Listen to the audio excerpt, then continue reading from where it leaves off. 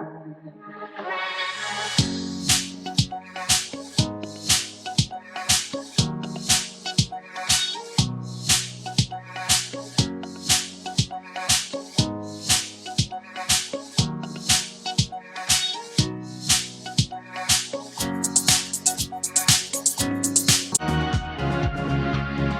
of the things that scared me when COVID first started was when you start to learn how the virus infects and what is the difference between the person that ends up in a hospital on a ventilator and a few steps below that, the person that's battling this at home, being the sickest they've ever been for 2 weeks or more. The good news is we can combat this virus with our own immune resilience pretty easily if our system is functioning the way it should. That's why I have very, very little fear around this virus. But because we understand already so much about it, we understand how it's transmitted pretty clearly. We understand how it infects, what are all the steps involved in the infection.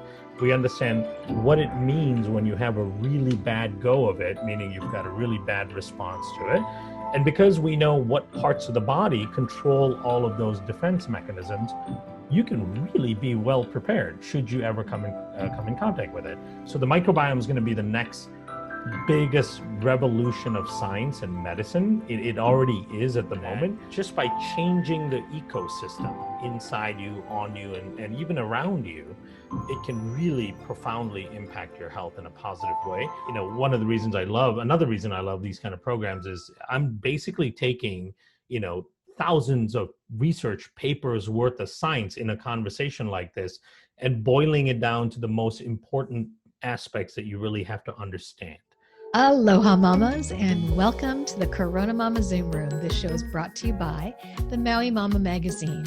And we are here for you, the Maui Mama, to help you to connect, express, to think about all those things and discuss what's on our minds during this pandemic time. Our motto is #share aloha, not corona. I'm Angeline Chu Longshore, and today I'm super excited about today's show. I mean, like literally, because I know that you will come away feeling empowered and safer about your health and well-being for yourself and your family. And so here we are today, mamas. We know that COVID is a part of our lives now. It just is.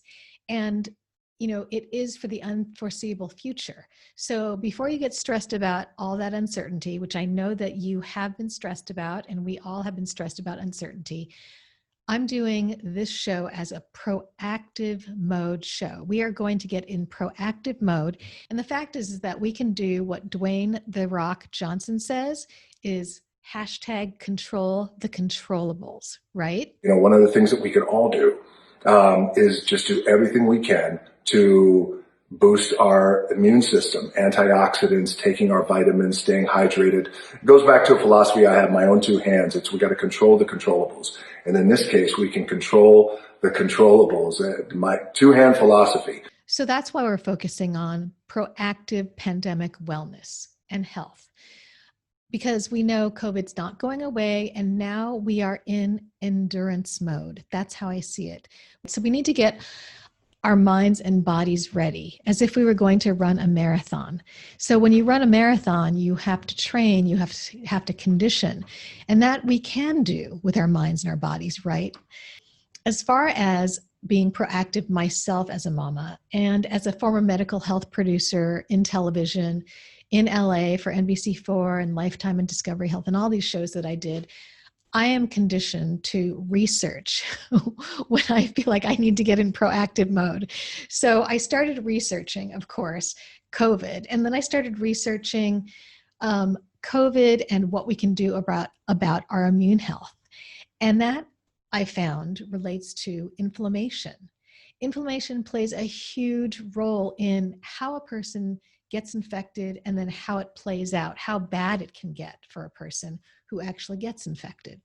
So then I went deeper into the research and I found that an imbalanced gut, it's something called your microbiome. That's the inside of yourself in your digestive system, and all inside of you is a thing called the microbiome. So I found out that the microbiome is a major link to inflammation if it's unbalanced. So we actually can do something about this, which is really exciting. And so I started reading clinical research studies and of course, like scoured them. And I came upon someone that I am going to bring into the CoronaMama Zoom room. He's a leading microbiologist who can explain all of this and how we can actually build up our microbiome health, which is really cool. But before we get into that, I want to recognize our Actions of Aloha community members at the IMUA Family Services. Now, I mentioned them last week with their Ready 4K Text Learning Program. Well, this organization is really looking out for us with their Kokua outreach program. They've been doing MedQuest sign-up pop-up events and drive-thrus. I spoke to June Lee about a program that so many families are needing right now because of the pandemic to either sign up for MedQuest or some affordable health insurance. So here, what do you want people to know? I think what's really important is there's really no shame in it. We pay what I have constantly reminded families of, because they're super grateful, and then they're saying, oh, I've never taken advantage of these things. And, ultimately it's our tax dollars that pay for this, right? You've paid into this process. Mm-hmm. And if you are lucky enough, frankly, at this point in time to qualify for you and your family, it is absolutely, your right and MedQuest's responsibility and our state's responsibility to be able to support us during these difficult times. And so I think there's absolutely no shame in that process. I think nobody wants to be, on those kinds of assistance as much as possible. And we can make that transition, help you make that transition when the time comes, when you're able to go back to work or, find another job or any of those things. Wow, that's such an Actions of Aloha for this time, because, there's just so many people, like you were saying, we were talking a little bit ago, that there's hundreds more people who need this now. There's hundreds more people who are applying for MedQuest, and there's probably hundreds more who, maybe even thousands more, who aren't applying because they don't know how. They're not sure how to navigate it. They're scared. Especially after all of these things with coronavirus hit, we have, had an influx of individuals and families who are in need of really getting navigated through that process of what is COBRA, what is MedQuest, how do I apply, what do I need, what is healthcare.gov and what's different from that. And we have a wonderful team here at IMUA Family Services and a partnership with Maui Keola as well, where if you call either of our agencies, we're actually able to help navigate you through that process, because each person and each family looks really, really different, right? What their needs are. Some people might just need, might be in their 20s and need catastrophic, health insurance in case something really massive happens. Other people might be on dialysis, and so their healthcare plans and needs can be really different. So we help navigate through all of that.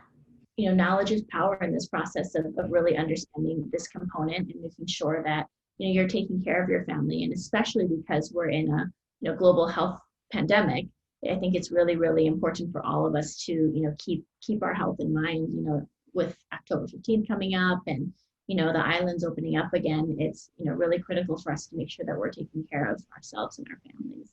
Mm-hmm. Okay, so where should people go if they want to get started? Mm-hmm. So if you guys wanted to go onto our website, which is www.imuafamily.org, you can do a drop down to the Kokua outreach drop down, and it'll give you actually a list of the things that you'll need before you call and book an appointment to talk to us. And we've been doing a lot of Zoom calls, a lot over the phone, so we don't have to meet. You can do it from the comfort of your own home, and we can communicate via email and text and all of that. We have just a really wonderful group and team to do that with. Or you can actually just pick up the phone and call our main IMUA Family Services line, which is 244-7467, and ask to be transferred to the Kokua team. I'm a mama of a 9-year-old too, so I totally understand. I think it's so important for us to make sure that we're taking care of our littles in this process and ourselves, right? We have to practice self-care in order to take care of our little ones. So I think it's really, really critical. And, please do reach out if you guys have any questions. We're here to just answer questions and be a connector right now during these times. So. That's so great. Thank you so much. Thanks for coming on. Okay. And if you're stressed out, mama, and if you're having anxiety or any pandemic like angst, well, there is help for you. And I've got a 20% discount link for you for onlinetherapy.com. Now, it's not just a therapist chatting with you, it's a complete toolbox, which includes a personal therapist, an activity plan, worksheets, journal, live chat, yoga, and more. So just click on the link for the 20% off on the Maui Mama Magazine Facebook page show notes. Look below if you're watching this on Facebook. Okay. Now for our exciting Zoom chat.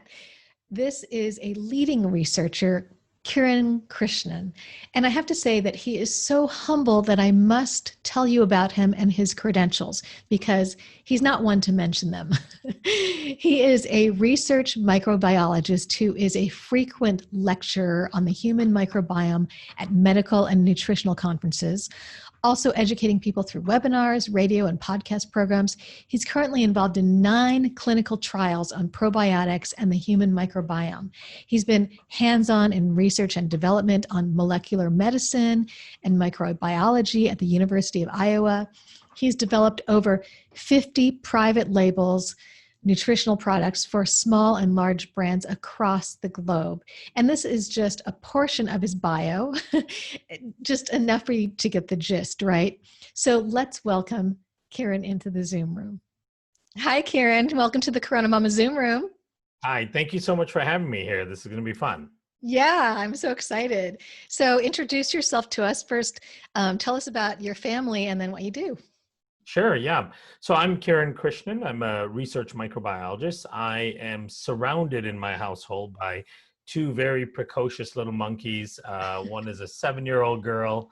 Her name is Bonnie, which Bonnie is a version of the goddess named Saraswati, which is an Indian goddess of wisdom and intelligence. Oh. And I think she embodies that a lot, but apparently there's a lot of sass that got added in there somehow too, because she is sassy. And then my son is Isaac, and he's 10. I think he's going to be 10 in a couple of months.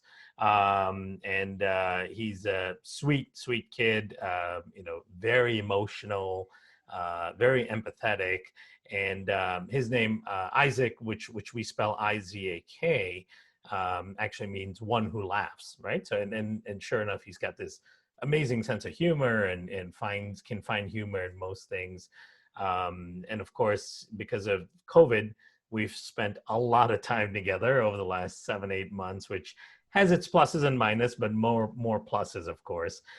Especially considering most of the time before COVID, I spent maybe 60% of the time traveling, so Wow. I had to be away from them a lot. So it's been really, really nice. A silver lining through all of this craziness that's going on is getting to spend that time together. My wife, Erin, is from Iowa. So almost as foreign as me, who's from who's from Malaysia and India. We're happily here, settled in the western suburbs of Chicago. I'm the one of the co-founders and chief science officer of Microbiome Labs. Microbiome Labs is actually a company dedicated to understanding the microbiome, the gut microbiome, and all the biomes that surround you. So on your skin, in your mouth, in your eyes, in your vaginal canal, and so on. All of those biomes impact you profoundly. And also then, figuring out tools like probiotics, prebiotics, polyphenols, all these kinds of things that can modulate those microbes in a positive way. It's becoming more and more clear based on the existing research that just by changing the ecosystem inside you, on you, and even around you, it can really profoundly impact your health in a positive way. And certainly if you change it in the wrong way, it can have a huge profound impact on your health in a negative light. So the microbiome is going to be the next biggest revolution of science and medicine. It already is at the moment. Give your audience a point of reference. In the last 5 years, there have been over 50,000 published studies on the microbiome. Wow. As it relates to health, right? So 50,000, there's nothing else, no other topic that has that much science going on right now. This year would have been, another additional 10,000 or so papers. The only thing that has kind of curbed it is that so much research has gone into COVID, right? But even with COVID, there's a number of studies coming out with the microbiome and the impact on outcomes and impact on COVID. So over the next few years, it's going to become a massive, really revolution in how we think about health, how we look at disease, and how we look at our risk for disease. There's going to be things that are today that are considered incurable, things like Alzheimer's, Parkinson's, even simple things like allergies, where they say you really can't get rid of them, asthma, which is just managed with inhalers, for example, autism, these kinds of things that are basically incurable and just kind of managed conditions that will likely have a microbiome-based cure in the next 5 to 7 years. That's Because so incredible. yeah, so much of it comes right back down to our ecosystem. Yeah. So this series that I'm doing is on proactive pandemic wellness. And in my mind, I was just thinking, okay, we're in endurance mode now for the pandemic. It's not going away. We don't know when we're going to have a cure, if there is a treatment or something. And so being really proactive in what we're doing is really important. And I went down the list of like what I think would really make a difference. And to me, I've been hearing so much about this. And as you say, the studies that relate to just our general health. And now that we're thinking about enduring whatever happens with COVID, it's like you're saying, it's a silver lining. So we have to think about our health. And it seems that Americans especially have not been really in a healthy mode for a very long time. And so we've been hearing about gut health a lot. We've been hearing about it here and there, here and there. And so I know that you're on a tangent, but I was just thinking like, this is why this audience is here. And we're all wondering about COVID and how to protect ourselves. But actually, there's so much more here. There's so much more. So we can start with COVID, and then we can go into all the things that will make a difference in our overall well-being here. Yeah, absolutely. And, gut health is really at the center of all of it, right? So, and we could talk about that in a number of different ways.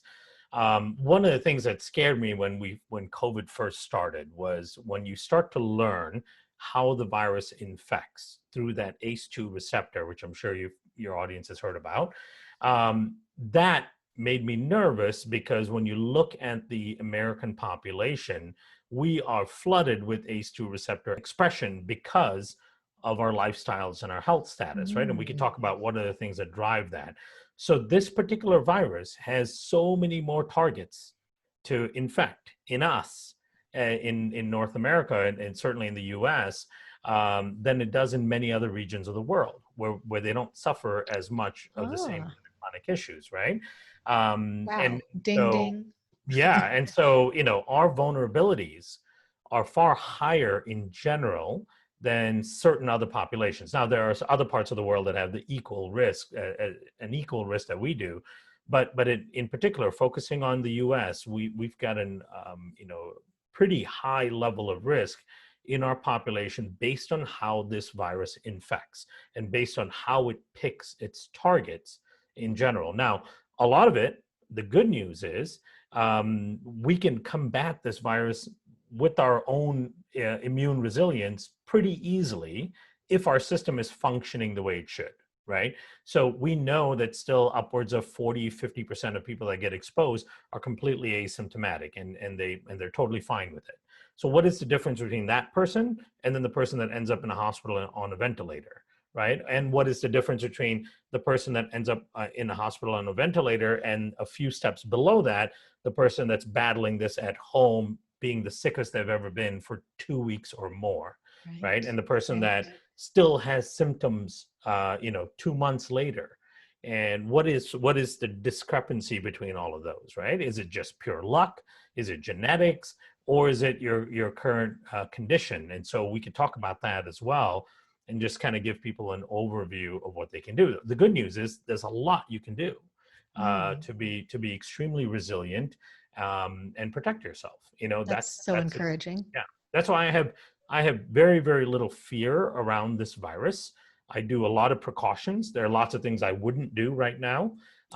There's lots of things I do a little bit more liberally than people that I know that are really afraid. But I take precaution. So we're going to get all this knowledge, people. Exactly. And so we don't have to be fearful anymore. Okay. Yeah. And it's not the lack of fear in that one spectrum where it's like, oh, this is all a hoax, this doesn't exist, it's all, the numbers all made up and all that, like that level of not fearing this. Okay, right. Is, yes, this is an actual contagion, it's a virus, it's a pandemic, it is making people sick, it is killing people. But because we understand already so much about it, we understand how it's transmitted pretty clearly, we understand how it infects, what are all the steps involved in the infection, we understand what it means when you have a really bad go of it, meaning you've got a really bad response to it. And because we know what parts of the body control all of those defense mechanisms, you can really be well prepared should you ever come in contact with it. So because of that body of knowledge, I have no fear of this. That is such good news. That is such good news. I mean, I think people out there, right? We've all been like thinking this can hit any of us. We're not sure. There's so much uncertainty because we don't know. And for some reason, we feel like science doesn't know and they're still in discovery, but there's enough that you do know that you can not be fearful. So that's really awesome. If we do the right things, right? Absolutely. It's all a risk-based system, right? So we take risks every day, right? Every time we get in our car, we take a risk. That's a major risk driving on the highway. But then we take precautions along the way to minimize our risk. We wear our seatbelt. We make sure our car is in good working order. We make sure it's a car that has a good safety record. We don't drink and drive. We drive on the right side of the road. We drive around the speed limit. We do all of these things to reduce and minimize our risk of having a really bad reaction to driving on the road, which has an inherent level of risk. So the COVID is no different than that, right? COVID presents a kind of an overall risk in basically the way we live, the way we function. But there's so many things you can do along the way to minimize your risk of not only getting it, but more importantly, should you get it, that your body can handle it. And one of the things I want to demystify a little bit, when this first came out, one of the things that was being said was that we have no immunity against it, right? So that's one of the reasons why it's so dangerous. And it's true, we don't have long-term immunity against it. But what that said to people is that our immune systems are ill-equipped to handle it, right? And that is not true. Our immune systems are perfectly able to handle a pathogen like this. And your immune system has handled numerous pathogens that are somewhat similar to this in the past. In many cases, you didn't even know it handled it for you, right? It happened behind the scenes without you ever realizing it. And so it is important for people to know that outside of those that have severe immune diseases, like, severe autoimmune conditions that have immunocompromised because of something like AIDS or cancers, if you have relatively normal health in terms of your immune function, your immune system is perfectly capable of managing this. Wow. Right? It's not some crazy alien virus that your immune system has no mechanisms around. And we can talk about those mechanisms. Okay. Yeah, they've talked about all this like overcompensation of your immunity and all of that. And so it's been really confusing. I don't know if you want to go there yet, but that's something that I want to touch on. Yeah, absolutely. Yeah, we could talk step by step what happens when the virus enters, how your immune system is supposed to respond, how it doesn't respond correctly if you're not in the right state of health. We can jump right into number one, the important thing of obviously our immune health and immune function, right? Okay. And how does that relate to the microbiome? Because that's a really important key. And what is the microbiome? I think people need to understand what that is first, maybe. Yeah, so that's a really important thing to define. So I'm glad you asked that. So your microbiome is basically the collection of organisms and all of their genetic material as it exists on and in the host. And we are, of course, the host. So to give you an idea, we are made up of somewhere around 10 trillion or so human cells. And we typically have somewhere around 40 trillion microbial cells in and on our system, right? So we have anywhere from 2 to 4 times more microbial cellular matter in our system than we have human cells. And we have about 150 times more microbial DNA in our system than human DNA, right? Wow. Yeah. So it's a relationship so intimate, we cannot divorce it. We're not just, it's not an accidental symbiosis. We have evolved as a species to harbor and utilize all of these organisms. We have outsourced lots of basic core functions to the microbes that live in and on us. We don't have enough genetic material to be human, That right? is so interesting, because most of us think, I am my DNA. I'm right. given a set. That's who I am. That's how my body works. But Yep. you're saying environment. Yep. And over time we shift, and that affects us. So fascinating. Absolutely. Okay. And and here's the thing, well, what we see for the most part in terms of DNA is what most of us see on the surface, right? So like what dictates your hair type, your hair color, your texture, your skin tone, your eyes, all of these physical things that we could see and identify, those are things that are typically coded for by our own DNA.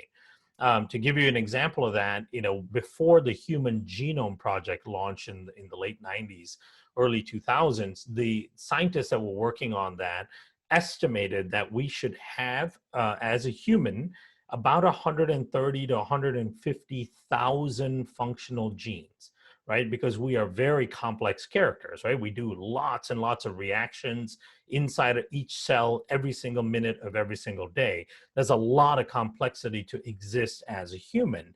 And then as they sequence the entire human genome, what they found was that we have basically about 22,000 functional genes, right? 22,000. That's like basically a eighth of what they estimated we would have, or a seventh of what we would have. So then the big question from that came, how is it that we do all of the amazing things we do, all of those biochemical reactions, all of the molecular reactions, all of these things that occur every single minute of every single day? And then when the Human Microbiome Project launched back in 2006, 2007, we come to find out that although we have 22,000 human genes in our system, we've got 3.5 million microbial genes in our system, right? So over 90% of everything that happens in us that makes us human comes from microbial DNA, not from human DNA, right? Human DNA makes us 10% of who we are. The other 90% is from bacteria and other microbes. Does that change over our lifetime? It can. So what's interesting is your microbiome looks different at different stages in life. And unfortunately, for people who live in North America and in the US, certainly, your microbiome gets worse over time, thereby diminishing your functionality, right? Functionality of your metabolic system. There's a reason why as you get older, it becomes easier to get put on weight. There's a reason why as you get older, it becomes, you get a higher risk of diabetes and Alzheimer's and Parkinson's and neurological discomfort, and even like basic things like muscle aches, making it harder to get out of bed. That all of that aging factor is driven by changes, measurable changes in the microbiome. There's a number of studies that have published that shows that that certain features within your microbiome, like the diversity of your microbiome, dictate how long you will live. So what this garden looks like inside and on us will be one of the biggest determining factors for how long you live, how much risk you have for chronic illness, and even things like how your body's going to deal with should you come across COVID. Yeah, we in America, if we don't travel, then we don't experience what we feel like somewhere else. And I last summer went to Spain and Portugal, and I had no pains. I had no dietary issues. I actually ate sugar, drank coffee, alcohol, every single thing, because I said, I'm on vacation. I'm going to do what they do, in those countries culturally, just to do it. And it wasn't because I was like excited about my trip. I was, looking at schedules in the middle of the night and like not getting a lot of sleep, but I still felt amazing. I had amazing energy. And so what you're saying about being in North America and what we're dealing with as far as this microbiome, I find that really interesting. Is there something that you can tell us about why that would be? Mhm. Yeah. So, there are a number of things around us that really impact our ecosystems, right? And when I say our ecosystems, I'm talking about the microbes that are in us that live in basically every square inch of our body. And then the microbes that are on us as well. So on our skin and areas like that, in our hair, on our scalp, everywhere there's microbes. And so the things that we tend to do in places like North America are things that are devastating to microbial ecologies, right? So using, for example, Roundup all over the place, it's sprayed on virtually everything, that most of the things that we eat, with the exception of organic things. Fortunately, many people's neighbors are spraying it all around their gardens and their lawns and all that to kill weeds and so on. The problem with that is those things all are huge disruptors of a healthy ecosystem. We use or overuse antibiotics significantly. We put a lot more antibiotics and hormone disruptors and all that in our foods. Our water tends to be contaminated, or I guess not contaminated, but they consider cleaned with things like chlorine and fortified with fluoride and all that, right?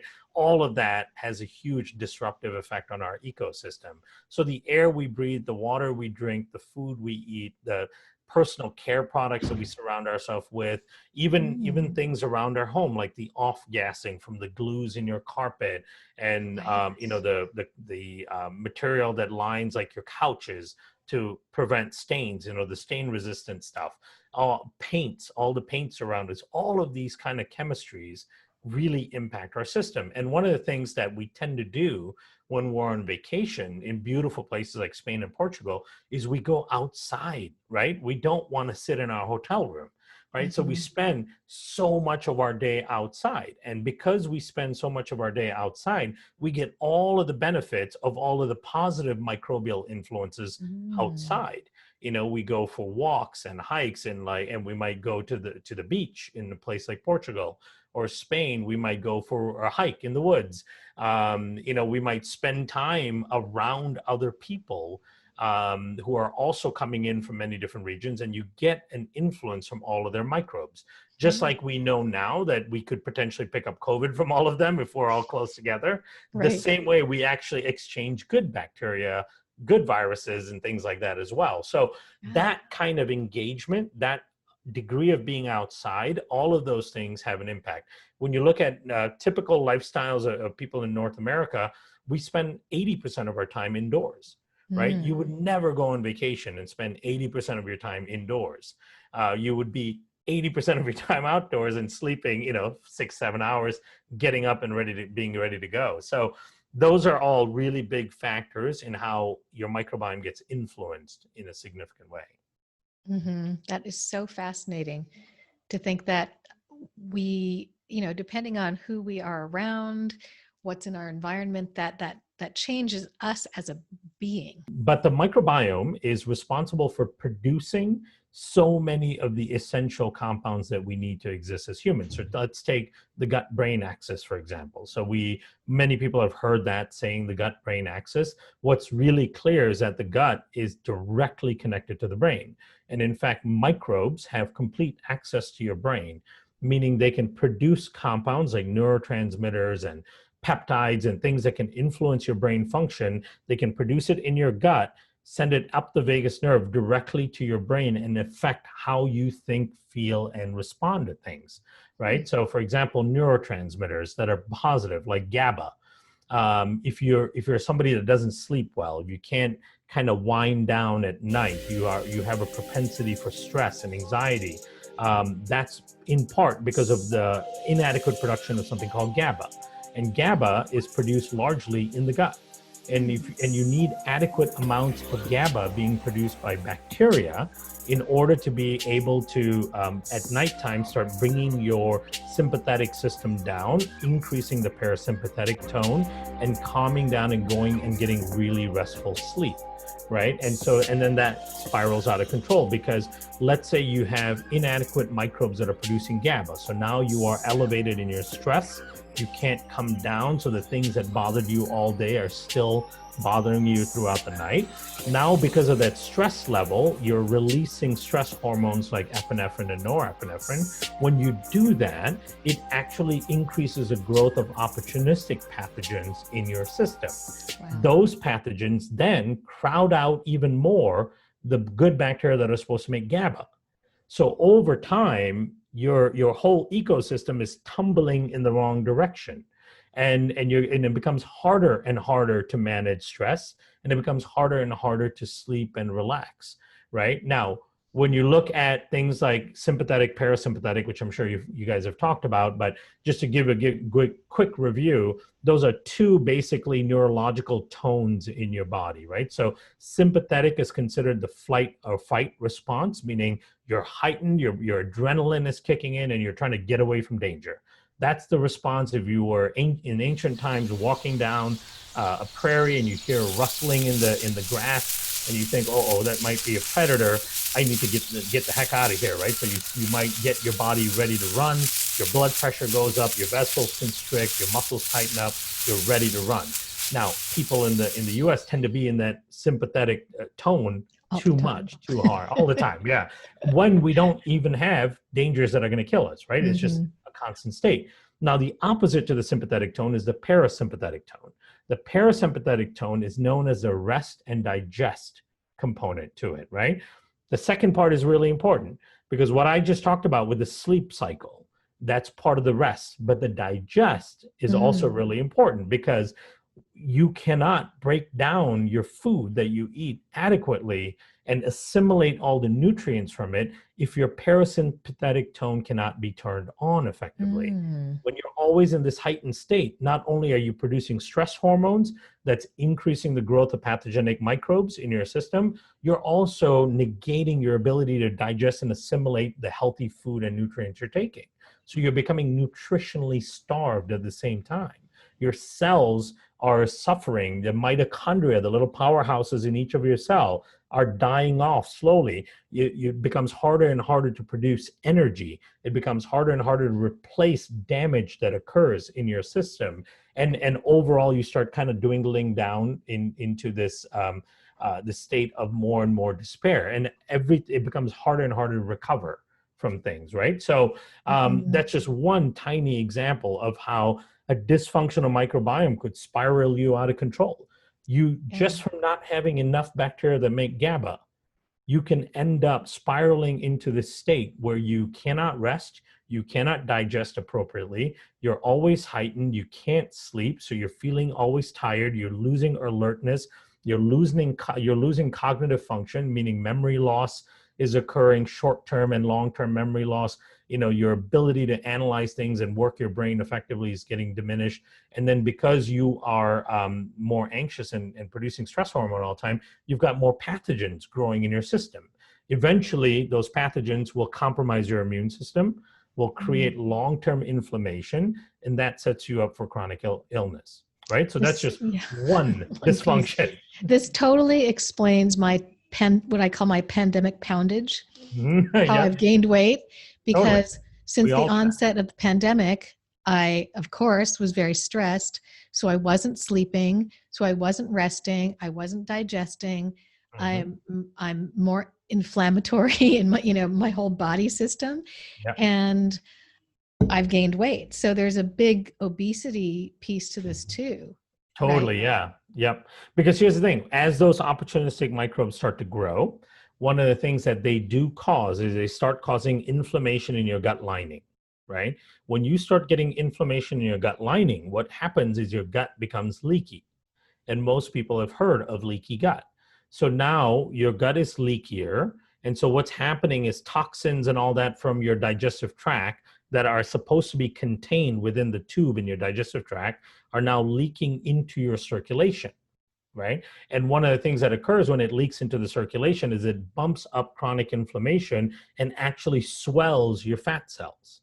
It also screws up your metabolic response to food, meaning your body's ability to produce enough insulin to be able to bring in sugar into the cells and burn it off, your body's ability to burn fat, turning on something called AMPK, which is a signal to your entire body to burn fat for fuel. That signal gets diminished. Your hunger and satiety hormone levels get all out of whack because of leaky gut. And then it sets you off on this path of eating too much, right? You actually end up consuming more and more food than you normally would because your satiety signals aren't working as well. So it sends you into this thing called ghrelin resistance or leptin resistance, one of those two, right? And so yeah, absolutely. It all keeps piling on. And it's all because of an ecological change in your gut. Here's the beauty of all of this, though, right? If this is allowed to perpetuate for a long time, you're going to end up with some sort of chronic illness, right? No doubt, it's either going to be diabetes, obesity, cancer, one of the top five. But all of it is reversible at any time. That's awesome. The most exciting part about all of this, right? Because we've come to know that so many of these chronic illness processes are due to ecological changes in the body, we can change the ecology and start reversing the process. You know, the body is far more capable of healing than we ever thought because we had the mentality that every disease had one genetic link. Right? That if you had heart disease, it's because you have a gene for heart disease. Right. If you had obesity, it's because you had a gene for obesity. If you had diabetes, the same thing, right? So the older mentality was that because there's a genetic component, it becomes very hard to change because you can't change your genetics. So it becomes about managing the disease rather than reversing the disease. Right? Now we come to know that most of these conditions have an ecological disruption at the root cause. And if we can fix that ecological disruption, we can reverse the process and we can change things. So it's never too late. It's never too late and it's never too little to make incremental positive changes that will eventually add up to being really profound improvements in your health. Yeah, and with obesity being a major factor in COVID and also just a factor in this country of disease, this is a huge knowledge bomb. It's like, oh, we can actually do something. We're not built like this.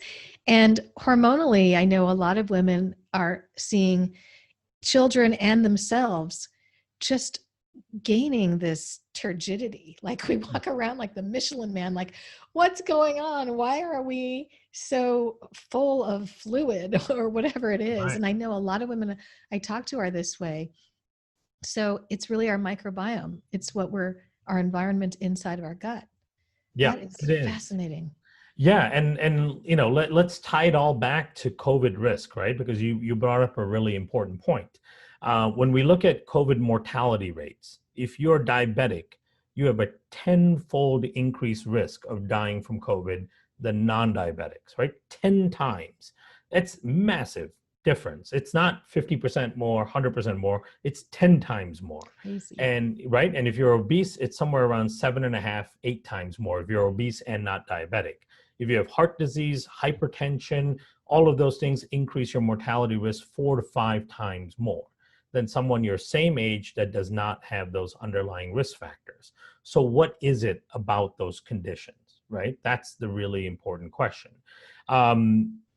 At the end of the day, all of these conditions have one thing in common. And this is all of the conditions that increase your risk, not only for dying from COVID, but having a much worse reaction, like your risk for hospitalization due to COVID as well. There's one underlying thing that's common in all of them, and that's chronic low-grade inflammation.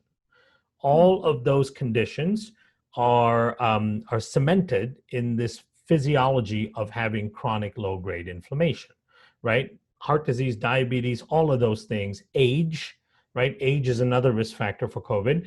Age is also defined in many cases as having certain degree of chronic low-grade inflammation. So why is this inflammation a factor in causing a worse response to COVID, right? That's the next question. So in order to answer that, we have to understand how the immune system works and how the immune system works, especially with regards to the microbiome, because then this becomes really clear. Okay, so let me give you some analogies.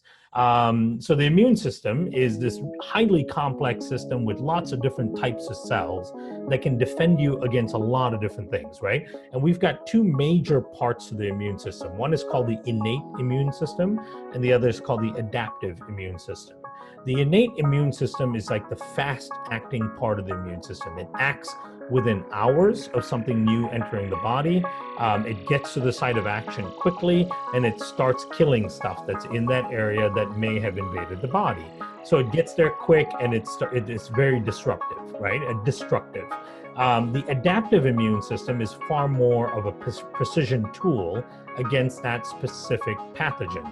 So the analogy I use is, imagine a big house, and the house has lots of open windows, and then what we don't want is like bugs flying into the windows, right? And there's two groups of protectors of the house. One of them is the innate immune actors, and the other is the adaptive actors. Now, the innate actors are much faster at getting to different parts of the house, right? They run much faster, they can climb the stairs much faster, and the moment they are alerted, they can get there within seconds. The adaptive people are much slower to move. They take some longer to assemble the tools that they use, and they'll get there a little bit slower. But the difference is the innate actors get to the site of action, and then they use things like blowtorches to kill the bugs that are coming in. So imagine you're in a room and there's a bunch of bugs that flew in the window. The innate actor shows up and turns on a blowtorch and starts blowtorching everything in that area. It's going to absolutely kill the bugs that came in, but it's going to burn the wall as well, right? and the thing is, if you let the blowtorch response continue, eventually it's going to burn the house down, right? So then what's supposed to happen is the blowtorch person comes in, it starts blowtorching. Then the the adaptive actor comes in, who's highly specialized with that type of bug, comes and taps him on the shoulder and says, hey, I got it from here, stop blowtorching everything. And then with precision, uses their tools and picks out each bug, right? So then the rest of the house doesn't get damaged. So that's basically how the immune system works. The innate is a blowtorch, the adaptive is the highly specialized. Both are very important because you do need quick response, and then you do need precision, because if the quick response continues, it'll burn your house down, which is your body, right? So what is happening in the case of COVID? So, so that's two parts of the immune system, and we'll talk through what happens when the COVID virus enters. So one of the other parts that's really important to note is that inside your body, you are covered with this system called a mucosal system, right? That mucus lining, right? Before anything can actually enter your circulation, it has to go through the mucus lining. So every part of the inside of your body is covered with this mucus system, whether it's going in through your eyes, nose, mouth, through your urogenital tract, through your skin, it's going to enter the mucosal system first. Now, we used to think of our skin as the largest barrier in our body, right? You can look at it, we have a lot of skin on our system, but we've got a total of about 2 square meters of skin, right, in our bodies. Compare that to about 400 square meters of mucosal surfaces inside our body. Wow. And for all of those that are in North America listening to this, 400 square meters is a little over 4,000 square feet, right? Wow. Think about that as a home. We would all be ecstatic to have a nice home. Exactly. We're living in a lap of luxury, right? All of that square footage in a 4,000 square foot home is folded up inside your body. That's right? Crazy. Okay. And that it's absolutely mind-boggling. Yeah. And it's all that mucosal system. Now, every square millimeter of that 4,000 square foot space is covered with microbes. So bacteria, viruses, fungi, and so on already, right? And think about who's invading our system when we get sick. It's bacteria, viruses, fungi, and so on. So the area that your immune system has to monitor, that mucosal surface, that 4,000 square feet of surface area, is already covered with the types of organisms that are the things coming in to make you sick, right? So how in the world is your immune system going to monitor all of that? And then when you look at the number of immune cells that you have compared to the number of microbes that already exist in your system, it's a ratio of 200,000 to 1. Right? Every immune cell has to monitor over 200,000 microbial cells to ensure that they're friendly microbial cells and not something that's coming in that your body has never seen before, or something that has previously made your body sick, right? So the analogy I give there, if you want to really wrap your mind around the arduous task that your immune system has, imagine you're in a big outdoor festival in like a stadium or a big, huge park. And there are 200,000 people in that outdoor festival. Very few of us have actually been to an event with 200,000 people, right?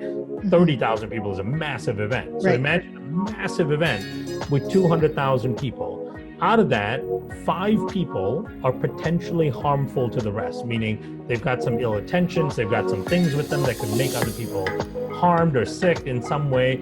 And you are the lone security guard in that sea of 200,000 people. And it's your job to find the 5 out of that sea who could potentially harm others, right? It's an impossible task. Okay, so then how does the immune system do it? Well, the only way you would be able to do it as a security guard in that system is if the other 199,995 people were your eyes and ears to what's going on around you. And they were all radioed in to you. Right? So if any of them see anything suspicious, they radio in and they go, I'm in this location, you need to come check this thing out. And then you can make a beeline for that area, right? That's how the immune system works. The microbiome, all of the microbes that inhabit that 4,000 square feet of surface area inside you are the eyes and ears of the immune system. The immune system cannot monitor your entire system, all of that surface area. So the microbes in the local area, let's say up in your nostrils, right?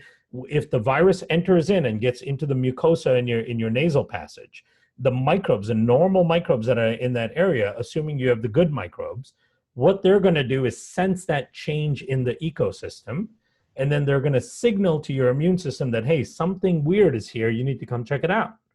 And then the immune system will then get recruited to come to that area to check out and see what is going on. And typically it's the blowtorch guys that show up first, right? And they'll start blowtorching everything in that area. Now, assuming they come quick enough, they might totally eradicate any virus that showed up there. They will damage a little bit of tissue, but that's fine. Your tissue will repair. But that's how you end up being asymptomatic. Your microbiome in that area has alerted your immune system quickly as to the presence of a new virus. Your immune system reacts quickly. It blowtorches everything in that area, and then it kills off the virus and its ability to replicate. The virus is basically controlled, and then any damaged tissue gets repaired. You never even feel a thing, right? You have no idea all of that amazing stuff just happened inside you. That's why a lot of young people don't have a lot of problems, because they have that ability with their health. Exactly. Now, here's the fundamental part of that whole thing working the way I described. It's inflammation, okay? So I mentioned in that analogy in that festival, everyone's radioed in to you as a security guard, right? So then the question is, what is the signal that the microbiome in that local area uses to get your immune system's attention? It uses inflammation. So it shoots off inflammatory flares, if you will, right? And because of those inflammatory flares are pretty loud, your immune system notices it, and many parts of your immune system, especially the blowtorch guys, hone in on inflammation signals. And they make their way to the site of action through that signaling using inflammation. Now imagine if you had inflammation everywhere in your body. The signal that microbiome is trying to send when something invades gets completely drowned out by all the other inflammatory signals in your body. The immune system takes much longer to make it there, right? So that is why conditions that have chronic low-grade inflammation that I talked about before, heart disease, diabetes, hypertension, and so on, why those people have a much worse go at it. Because here's what is allowed to happen. The virus enters in, it starts invading cells, right? Because the virus, for your audience, that if they don't know, it has to hijack cellular machinery in order to replicate itself. It can't by itself replicate and multiply. So it comes in, it starts infecting cells on your nasal passage lining. Now, as it starts infecting cells in your nasal passage lining, what is supposed to happen is your cell, the cell that got infected, is supposed to shoot off inflammatory signals to try to help everything get alerted. The microbes that are around that area start shooting off inflammatory signals. It's all distress calls that, hey, something bad is happening here. We need your help, blowtorch people, right? The problem, and then if that happens quick enough, the blowtorch comes and stops the whole thing. Now, if it doesn't happen quick enough, that one virus infects that cell. Within a few hours, it's made hundreds of copies of itself. That cell kind of blows open, all of those viruses get released, and then each one of them goes and infects another cell. And then each one of them makes another couple hundred copies of themselves. That blows open, they all go out and infect more cells. So what happens is that if you have too much inflammation throughout your body, your immune system is much slower to respond to that site of action because the signals from that distress are getting drowned out. And because time goes on for longer, you get a much higher viral load being replicated in your system. Then the virus starts moving down from your nasal passage, down into your airway, deeper into your upper respiratory part of the tract. Then it starts getting into your lungs. And then at that point, maybe your immune system notices it, right? And so then now you've got huge viral load in your system. Now when the blowtorch guys come, they panic because now there's so much virus, there's so many infected cells, they start blowtorching the crap out of everything, and then that sends you into the spiraling cytokine storm. Now the immune response to it is what is making you sick and actually shutting down your organ systems, damaging your organ systems, and so on, right? So it all is dictated by that first phase of response. Right? How quickly can your immune system get there based on the signaling from the microbiome in that local area? Now, here's another connection to the microbiome. The blowtorch guys that get there fast and use blowtorches, they need a lot of energy, right? Because they're very quick. They run, they burn a lot of energy all the time. And they're zipping around throughout the body all day long. And then anytime they have to use a blowtorch, they're burning off a lot of fuel. The fuel for them personally to burn off getting around, and then the fuel for the blowtorch also comes from the microbiome. If your microbiome is inadequate, it's not producing enough fuel for your immune system, because your immune cells don't produce fuel very efficiently. They are not like your other cells, like your muscle cells that have tons of mitochondria that can produce their own energy. They depend on outside sources of energy because most of their mechanical systems are based on systems to kill stuff, right? And so they've got a whole bunch of different tools in their system than like a muscle cell would. And so they're dependent on outside sources of energy. One of the main sources of energy they need comes from the microbiome. So now if your microbiome is inadequate, and we can talk about what makes a healthy microbiome and how you improve it. Your immune cells will not be adequately fueled to even do their job. And B, should you get an infection, your microbiome is not turning on the distress signals like it's supposed to.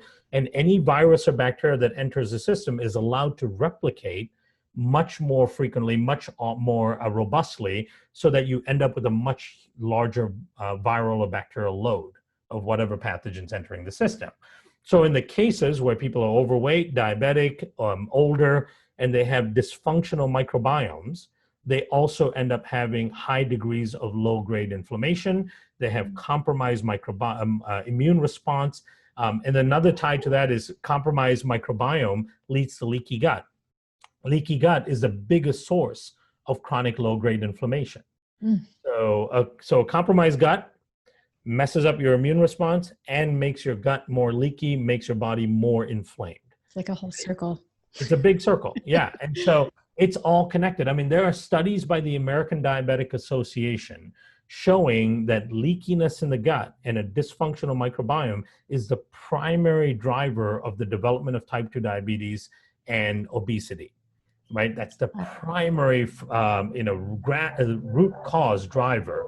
And so when you consider that, and then you consider that a dysfunctional microbiome is creating inflammation, and at the same time, it's also dismantling the ability of your immune system to function. It's a double whammy to having a bad response. We all know about things like vitamin C and zinc and magnesium and echinacea and all of these great herbs and micronutrients. All of those things help your immune system, right? So where most of those help is they help with certain mechanics that your immune system requires in order to do its job. However, one of the things I try to explain to people is no amount of vitamin C, no amount of vitamin D, no amount of magnesium will overcome a dysfunctional microbiome, because your microbiome and your immune system are so intimately connected. When one is dysfunctional, the other cannot function the way it's supposed to, right? So as you're thinking about, improving your immune resilience as we go into the fall, where flu becomes more prevalent and rotavirus is going around and all these things that are concerning all of us, what we need to make sure we're doing is, of course, taking all of those things. I take all of those micronutrients as well. I'm happy to talk about all the ones that I take to help my immune system. But then you also need to make sure your microbiome is healthy, that your gut is not leaky, because you cannot afford to have that chronic low-grade inflammation going on. You're not stressed, because stress not only is caused by a dysfunctional microbiome, but because you're stressed, it'll further feed and create more of a dysfunctional microbiome. Because remember, in a stressed out state, more pathogens tend to grow, right? So it messes up your microbiome even more. You cannot afford to not get adequate rest. And again, without a healthy microbiome, it's hard to get adequate rest. Mm-hmm. And you cannot afford to not have healthy metabolic response, meaning if you're making the right food choices and you're trying to eat healthy, you need to be able to absorb those nutrients. You need to get the nutrients out of the food, even if you're taking supplements and all that, right? In order for your body actually to utilize those and assimilate them into your system, you need a healthy gut, a healthy microbiome. So that's foundational. Without that, everything else becomes compromised. Okay. Well, how do we get a healthy microbiome? Yeah. Next question. Yes, that's the golden question. There's a couple of features of the microbiome that denotes health, right? One of the key things is the diversity in your microbiome. The more diverse it is, meaning how many different species you tend to have within the microbiome, the healthier you tend to be and the more functional, for example, your immune system is, right? So what you want to do is get more and more microbes functioning in your immune system. One of the key ways of doing that is just increasing the diversity of your diet. Now, you've got all kinds of microbes that live in your gut, and many of them eat different things. And as you increase the diversity of your diet, you actually feed larger and larger groups of microbes, so you get more and more growth out of different types of species within your microbiome. One of the things I recommend all the time to people is to go to like an ethnic grocery store. If you go to an Asian market or a Middle Eastern market, you'll find roots and tubers and vegetables and fruits there that you don't find at Whole Foods and your regular grocery stores, right? Even something as simple as like the different types of broccoli that you can have, right? You've got the conventional broccoli that everybody knows about, the green giant kind of broccoli, and then you've got Chinese broccoli, and you've got Korean broccoli. You've got so many different types of broccoli. You've got broccolini from which is used in Italian cooking, right? And all of those are different enough in their structure that they feed slightly different types of bacteria. So just adding in a little bit of diversity into your diet goes a long way. And I'm not saying become an amazing Korean chef or an Asian chef or anything like that. I'm just saying go to the grocery store and pick something you've never really eaten, whether it's a star fruit or dragon fruit that you've never really eaten, mangoes that you may never eat, or type of root or tuber, bok choy or something that you may never eat, and add one or two of those things to your diet each week. You don't have to do it every day. You can just do it once a week. And then the next week, keep that thing that you added this week, but add something else. In a few weeks, you would have really expanded your diet, at least the types of things that are going into your system, then it really will have a positive impact on the diversity of your microbiome, right? And it's a simple thing everyone can do. You can even add a diversity of nuts, for example. If you're always eating cashews, like I love cashews, but I try to, switch it up and eat Right. some other things, right? And eat some almonds and a few other things. Again, all of that goes a long way towards adding diversity. Another way of increasing diversity within your microbiome is the cheapest way, and that's actually not eating for a period of time. A little bit of intermittent fasting. Intermittent fasting. Yeah, yeah, it's counterintuitive, right? You would think, okay, feeding is really good for the microbiome, but as it turns out, there are lots of bacteria that do really well during periods of fasted states. And so if you're doing 14 to 16 hours a day, most of it through the night, it can really expand the diversity within your microbiome. So that's an easier thing to do. Doesn't really cost anything. Another thing you can do is go outdoors. I know for you, fortunately, being in a gorgeous paradise of a place, you've got lots of options to go for hikes and even just on the beach, getting in contact with the beach and the ocean. There's microbes in the ocean, but the more you can go outdoors into natural environments, the more you pick up microbes from the outside environment. Do you say various environments? So like one day various go to environments this would be side of better. the island, another day go to this side, Yep. go to different beaches. Absolutely. Because, like, for example, I have friends that surf every day and they're like, I'm outside every day. I'm like, well, yes, and that's a good thing, but you're not getting much diversity in your outdoor exposure. You're in the same beach, same surfboard, same area, same waves every single day, right? Go for a hike every once in a while in a canyon, right? Dig a garden, dig a hole. It's just fun to dig a hole in your backyard, for whatever And reason. when we can travel again, travel more. Absolutely. Get out there more, that kind of exposure has a very positive impact on the diversity of your microbiome and your immune system. The other aspect of it is getting more sleep. So sleep is a really important repair state within your microbiome. When you go to sleep and your mind actually turns off, or at least your conscious mind turns off, there are signals to your microbiome that turn on certain housekeeping bacteria that kind of clean up your system. They also then trigger house cleaning genes in your own cells, things like mitophagy genes or autophagy genes. These are genes that turn on to clean up cellular debris, damaged DNA, proteins that are not needed, things that would get in the way of clear cellular function, and it kind of cleans up the system. But you need to have adequate amounts of sleep to be able to do that. It's not going to happen if you're sleeping 3 or 4 hours a night, right? You need a little bit longer than that. So duration of sleep is really important. The span of a single duration is more important. Like, for example, if you got 10 hours of sleep by sleeping 2 5-hour increments, it is not necessarily better than getting 1 7-hour increment, right? Because all of these systems kind of build up. The moment you wake up from that 5 hours of sleep, you actually shut down all of that repair stuff. And then it's not, the next 5 hours is not long enough to turn it on. And the moment you start getting stressed that you can't fall asleep, you're not going to fall asleep. Right. It's like my son just yesterday, right? We had this amazing day of lots of activity. We were outside like 80% of the day because it's still a little bit beautiful here in Chicago. And then we played all kinds of stuff all evening and all that. And then he finally gets to bed. We force him to go lay down at like 11 o'clock at night almost, because we have school this morning. And he's just laying there, and every 5 minutes he comes back out, Dada, I cannot fall asleep. And I'm like, stop trying to fall asleep. The moment you start trying to fall asleep, you will never fall asleep, right? I said, just lay there, close your eyes, and just think about random things. Do not think about falling asleep, because you think about advice. That, you will never fall asleep. That's just how the anxious mind works. Yeah. And so, hear that, moms? Don't force your child to go. I said, did you hear that, moms? Don't try to force your kid to go to sleep.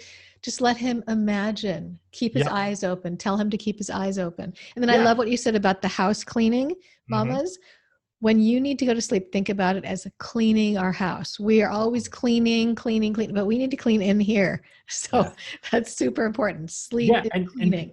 Absolutely. And here's why it's even more important for moms, right? Because I mentioned earlier that, we have a huge influence on each other's microbiomes, right? So let me give you an example of that. There was a study that was published, I think, done out of Johns Hopkins University, where they followed individuals who were given a course of antibiotics for whatever ailment, right? Sinus issues or ear infection or whatever it may be. prior to them starting the antibiotic, they grabbed the individual, they took a bunch of microbiome samples, and they did an analysis of what their microbiome looks like. And then when they started the course of antibiotics, the average course was 7 to 10 days. They measured their microbiome throughout the course of the antibiotic, and then they measured it every month for the next 6 months after they stopped the antibiotic. What they found is that clearly during the course of the antibiotic, the microbiome got all screwed up, right?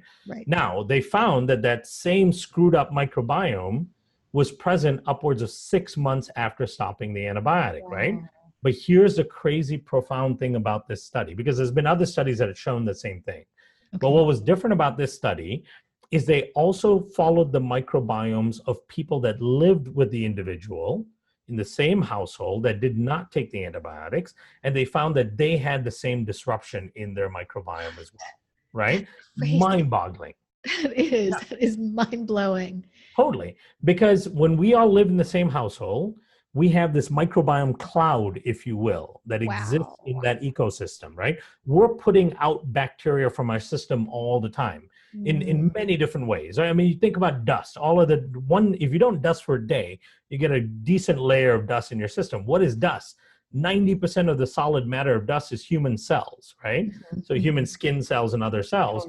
And for every one human cell, you've got 30 microbes on that cell. So all the dust you can see in the house, 30 times that are the microbes that you've just expelled out of your system. Another simple way of understanding, when you go to the bathroom and you poop, and you've got a nice, poop in the toilet, and you flush the toilet, it spins it around, right? When it spins it around, it aerosolizes your fecal bacteria. Totally. That's why public bathrooms right now. Exactly, it's scary, right? Because it aerosolizes it, then what is your central air systems have? They have air intake, right? So they suck in the air in the room, and then, goes through the whole system, and it spits it back out everywhere else in the house, right? So we have flying poop everywhere in the house. Microscopic Close flying. that lid. Exactly. But the significance of this for moms especially is that you put so much into ensuring your kids are healthy. But if you aren't allowing yourself to be equally healthy, your unhealthiness is going to negatively impact them anyway. So all of the work that you've done to make sure they sleep enough, that they getting enough activity, that they're eating well, all of that gets undone when you don't do those things for yourself, because your microbiome will influence their microbiome in a negative way.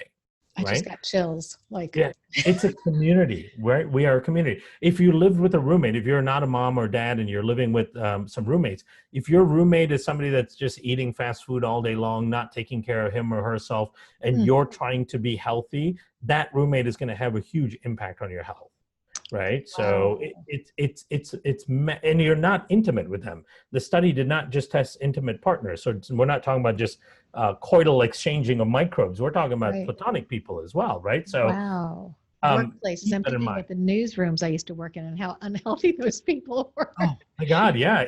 One of the most unhealthy places, and anyone can identify with this who's been to one of these places, is the hospital. If you look at the nurses and the doctors and all that work there, right? When you look at the stress, when you look at the sterility of the environment, when you look at all the antibiotics and EMFs and beeping machines that they're around all day long, and then all the sick people they're around all day long, it's no surprising that the least healthy people I see when I go to a medical conference is like the nursing conference, for examtle. Right? People are really not healthy in those professions. Many of them are dying from COVID. Absolutely. Because they're in a very compromised place. I mean, they're sacrificing, they're doing the work that we need them to do. And unfortunately, because of how the microbiome in your surrounding area can influence you, they are taking the brunt of a lot of that impact, right? So we have to be even kinder to them, the frontline workers, because they're really putting themselves in more compromised place than we even realize because of the impact of the microbiome. So, this was a bit of a tangent, but we were back to how do you make your microbiome healthy? Well, diversity was the first thing. So remember, increasing the diversity of your diet is one of the things I talked about. Second one is adding in some fasting. Simple thing, doesn't cost anything. You could definitely add in some fasting. Number three is to try to increase more fibrous, resistant starch type of foods.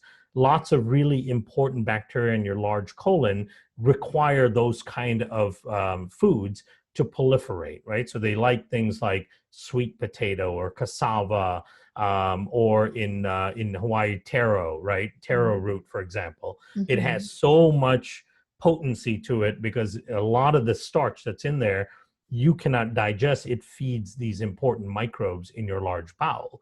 So those kinds of foods, you need to increase the intake of those kinds of foods, a little bit at a time. You know, we're not talking about going and making a whole thing of, pasta or something like that out of cassava. You can just add in a sweet potato into your diet every once in a while or something like that, right? So just increase that intake. So like shopping at the farmer's market where you get a variety of things and just Absolutely. figure it out how to work Absolutely. You know, and again, I don't want people to feel pressure like they need to be a chef to do any of this, right? Now, this is just simple things. I have another brand, an Instagram brand called Chew on This Flavorful Wisdom. And I am going to take what you're saying here and do more of that because I'm into food adventures, doing things that are from scratch and without a recipe. And Yeah, so that's awesome. For what you're saying, it totally makes sense in being diverse, trying new things and not being afraid. Really. Yeah, not being afraid. So, you know, and that's, so then as we go through the list of things you can do to help your diversity, we mentioned diet, of course, fasting, adding more resistant starches or non-digestible carbohydrates, you know, fiber, if you will.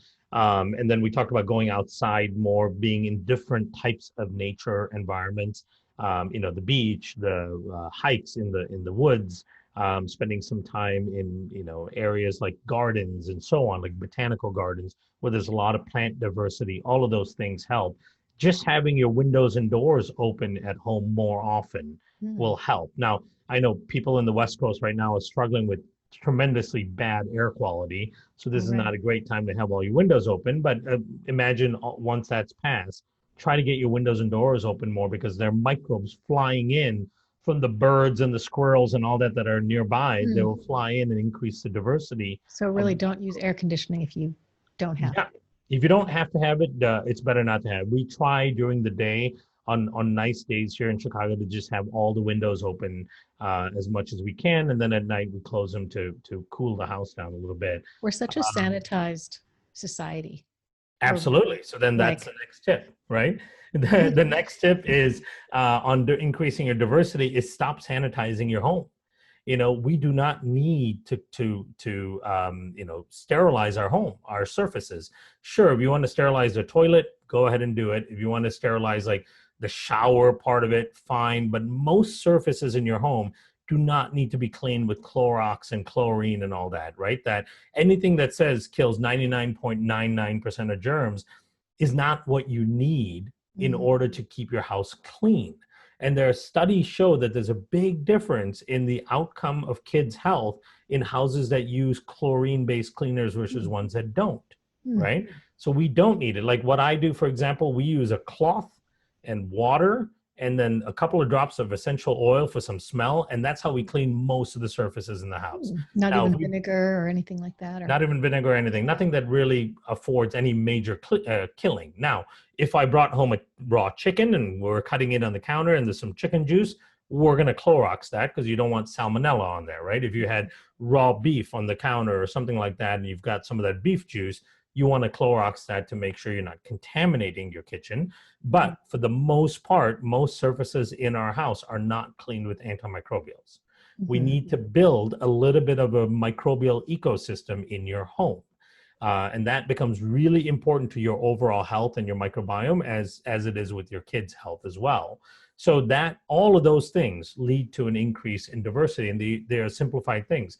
Other things you can do, which I'm sure, for example, you do and you talk about in your show, is cleaning up your personal care products, you know, using more natural versions of soaps and deodorants and hair products and creams and lotions and all that makes a huge difference, right? It's so hard to overstate the importance of those things because everything you put in and on yourself will have an impact on your ecosystem.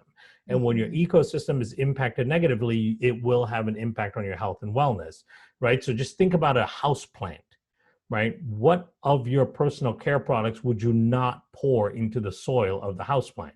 Right? Like let's say you like plants and you've got this beautiful plant there. Would you take the lotion you currently use and pour it in there? Or do you feel like that might kill the plant? Right? Wow, what an interesting way to look at that. Yeah. And if you feel like it's going to kill the plant, then you probably shouldn't use it on yourself, because we're essentially made up of same things, right? Us and as the plant. moms, we don't think about our personal care products as something that is affecting our health. You know, we normally will take whatever we think will make us beautiful or smell good. And there was a Dateline episode, which is my ex-boyfriend. He did an episode where there were two different families and they looked chemically at what they ingested. And the moms of the healthy family forgot about the healthcare products. I mean, the personal body products. They had parabens, they had all these different things. So I think that's one of the things that we could switch over as moms and realize that now that you're saying this, we're actually taking care of our families' microbiome by doing this. Is that right? Absolutely. Yeah. Changing up. Yeah. And when you take care of the microbiome, you're taking care of your immune system and all other functions within the body, right? So think about it this way. If you're spending extra money and extra effort to eat organic and clean food, and you're making all those difficult dietary choices, but then at the same time, you're using makeup and lotions and all this stuff, concealers and all, that tend to have a lot of chemicals in it, you know, parabens, like you said, all kinds of antimicrobials and chemicals that have not been tested on the human microbiome, then you're taking one step forward, but two steps back, right? So it has to be a comprehensive approach. But the thing is, I don't want it to seem overwhelming to people, right? Every little bit will help, right? We're not saying tomorrow you need to revamp your entire lifestyle, right? So just keep in mind that you want to keep adding on new changes as you go along. You don't have to reorder your entire life the next day. You know, like I just started with like, okay, from now on, I'm going to find the cleanest and most healthy version of deodorant that I can find. And then it took me a while to find a clean, healthy, aluminum-free type of deodorant, paraben-free, and so on, that actually worked for me, you know, and it took a few months. But I've had a clean deodorant for the last year or more that I've enjoyed. And so, you know, the same thing with the lotion. We found a lotion that we really like that works for everybody's skin, that's clean. It took a while, right? So again, it's not something that you need to feel pressure on, feel anxious about, feel bad about that you're not doing. You know, just start making those baby steps, right? So improve the diet incrementally, improve how you're cleaning your household incrementally, and improve what you're putting on and in you incrementally. Every one of those changes will make a difference. And cumulatively, they'll make a huge difference. One thing that's a little complex is now that we are in this COVID time, the sanitization that we're told we need to be, the hand sanitizers, the alcohol, the surfaces that we're supposed to clean. What do you have advice for us about that? So when this first started, because we didn't have as much information on it, even for me, I was cleaning everything, right? Anything that comes into my house, I was going to clean. Even things like groceries, even packages, Amazon packages, we're cleaning everything because we didn't really understand how this is transmitted, where the big risks are, right? Now we know that through fomites, which are contact surfaces, the transmission risk is really low. So we don't clean anything anymore that comes into the house. The only time I use a hand sanitizer, if I'm out in public and I'm touching things that have been touched a lot that day, like door handles or gas pump, you know, pushing buttons on elevators, things like that, things that have been touched a lot. I sanitize afterwards, just because I'm not as conscious of not touching my eyes and nose and all that. So as a level of protection, I just sanitize my hands. Now, that's not great to have to do that 4 or 5 times a day as you're out, but it's also not devastating to your system. Okay. You know, it's okay. Now, when we go to restaurants, we go out and eat outdoor only. We don't eat indoors. Outdoor only when we go out to eat. When we first were thinking about it, we were thinking, okay, every time they bring a utensil, like a spoon or fork or knife, you're going to have to clean all of that. Well, no, because there's very little risk of transmission through those kind of things, and they're not being touched by hundreds of people, right? So the fork is basically washed in a dishwasher in the back of the restaurant. One person takes it and wraps it up in the napkin or whatever, and then eventually you get it, right? So that the risk of transmission is very low. It's not worth cleaning that thing with alcohol and all that. So we leave that, right? So again, it's risk mitigation, right? So you're doing things, you're not trying to live in a bubble. You're just trying to mitigate the high risk type of scenarios. So yes, the sanitizing and all that can have a dysfunction in your ecosystem, but you don't have to do it to the extent that we've been doing it. Earlier, when this first started, like I said, every time we'd bring something into the house, if I brought an Amazon package and I set it on the counter, I'm going to clean what's inside the Amazon package, and then I'm going to clean the counter afterwards too, right? Which means lots of sterilizing is happening. We stopped doing that after May, because as you start to understand and see the science and read the papers, we know better, we have more knowledge, then we know, well, there's really no risk with that, right? I would rather let that microbiome flourish on my counter than sanitize it because of a minuscule risk of COVID being there. Right? So that's where we are with it. And I we think can rely on sunlight too, I think. Totally, yeah. Sunlight helps a lot. But like with kids, my kids go play at the park. If the park is really crowded, meaning it's really hard for them to not be in a mess of like 25, 30 kids, we probably will stay away. But if we go to the park and there's 5, 6 other kids there, they play, right? And then as soon as they're done playing, we try to clean their hands, because the first thing they're going to do is stick their fingers up their nose and all that, right? So again, that's a mitigated risk, because that park has been under the sun. The UV rays have been killing off the virus. The likelihood of a kid being a super spreader and spreading the virus all over that equipment is really low. So, adults aren't playing on there, right? Adults are the main spreaders of this. And so just calculating all of those risks, we go, okay, it's totally worth it for their mentality, for their physical needs to be out there playing, climbing the jungle gyms and all that. And then, coming back, and right before they have a chance to pick their nose and stick their fingers in their mouth like they like to do, we just clean their hands just to be cautious. And then we move on, right? That makes so much sense. And what a relief. Just lay out that scenario. It's okay, moms. Let them play at the park. Totally. Outdoors, we do almost everything that we would normally do outdoors, right? With some degree of social distancing. For example, we go for walks all the time. Yesterday, we spent almost the entire day outdoors. There was one area in the big park area that we went to that was actually quite crowded, meaning there was, if we were in one area, it was hard to be distanced from people. We were within 4 or 5 feet of other groups of people. So when we come into that kind of close proximity, we put on our masks, right? Because you can accumulate viral shedding in that small area. The risk is still minimal because you're outside, but nonetheless, it poses a risk. Then the moment it's a little bit more opened up and we have kind of our own area on the big lawn, then there's no mask and the kids are running around and all that. I ride my bike all the time. I love bike riding as part of an important part of my exercise. If I'm on my path riding my bike, there's, lots of people jogging by, riding by. I'm not wearing a mask during that, right? Those kind of fleeting engagement with people or interactions where it's like you're passing them by in a split second and all that, the risk of transmitting virus to someone else is really low in that kind of scenario. If we have a mask on, we're not like taking in the good bacteria and I guess spores in the air and things that we actually need. Is that right? Oh, I think you're on mute.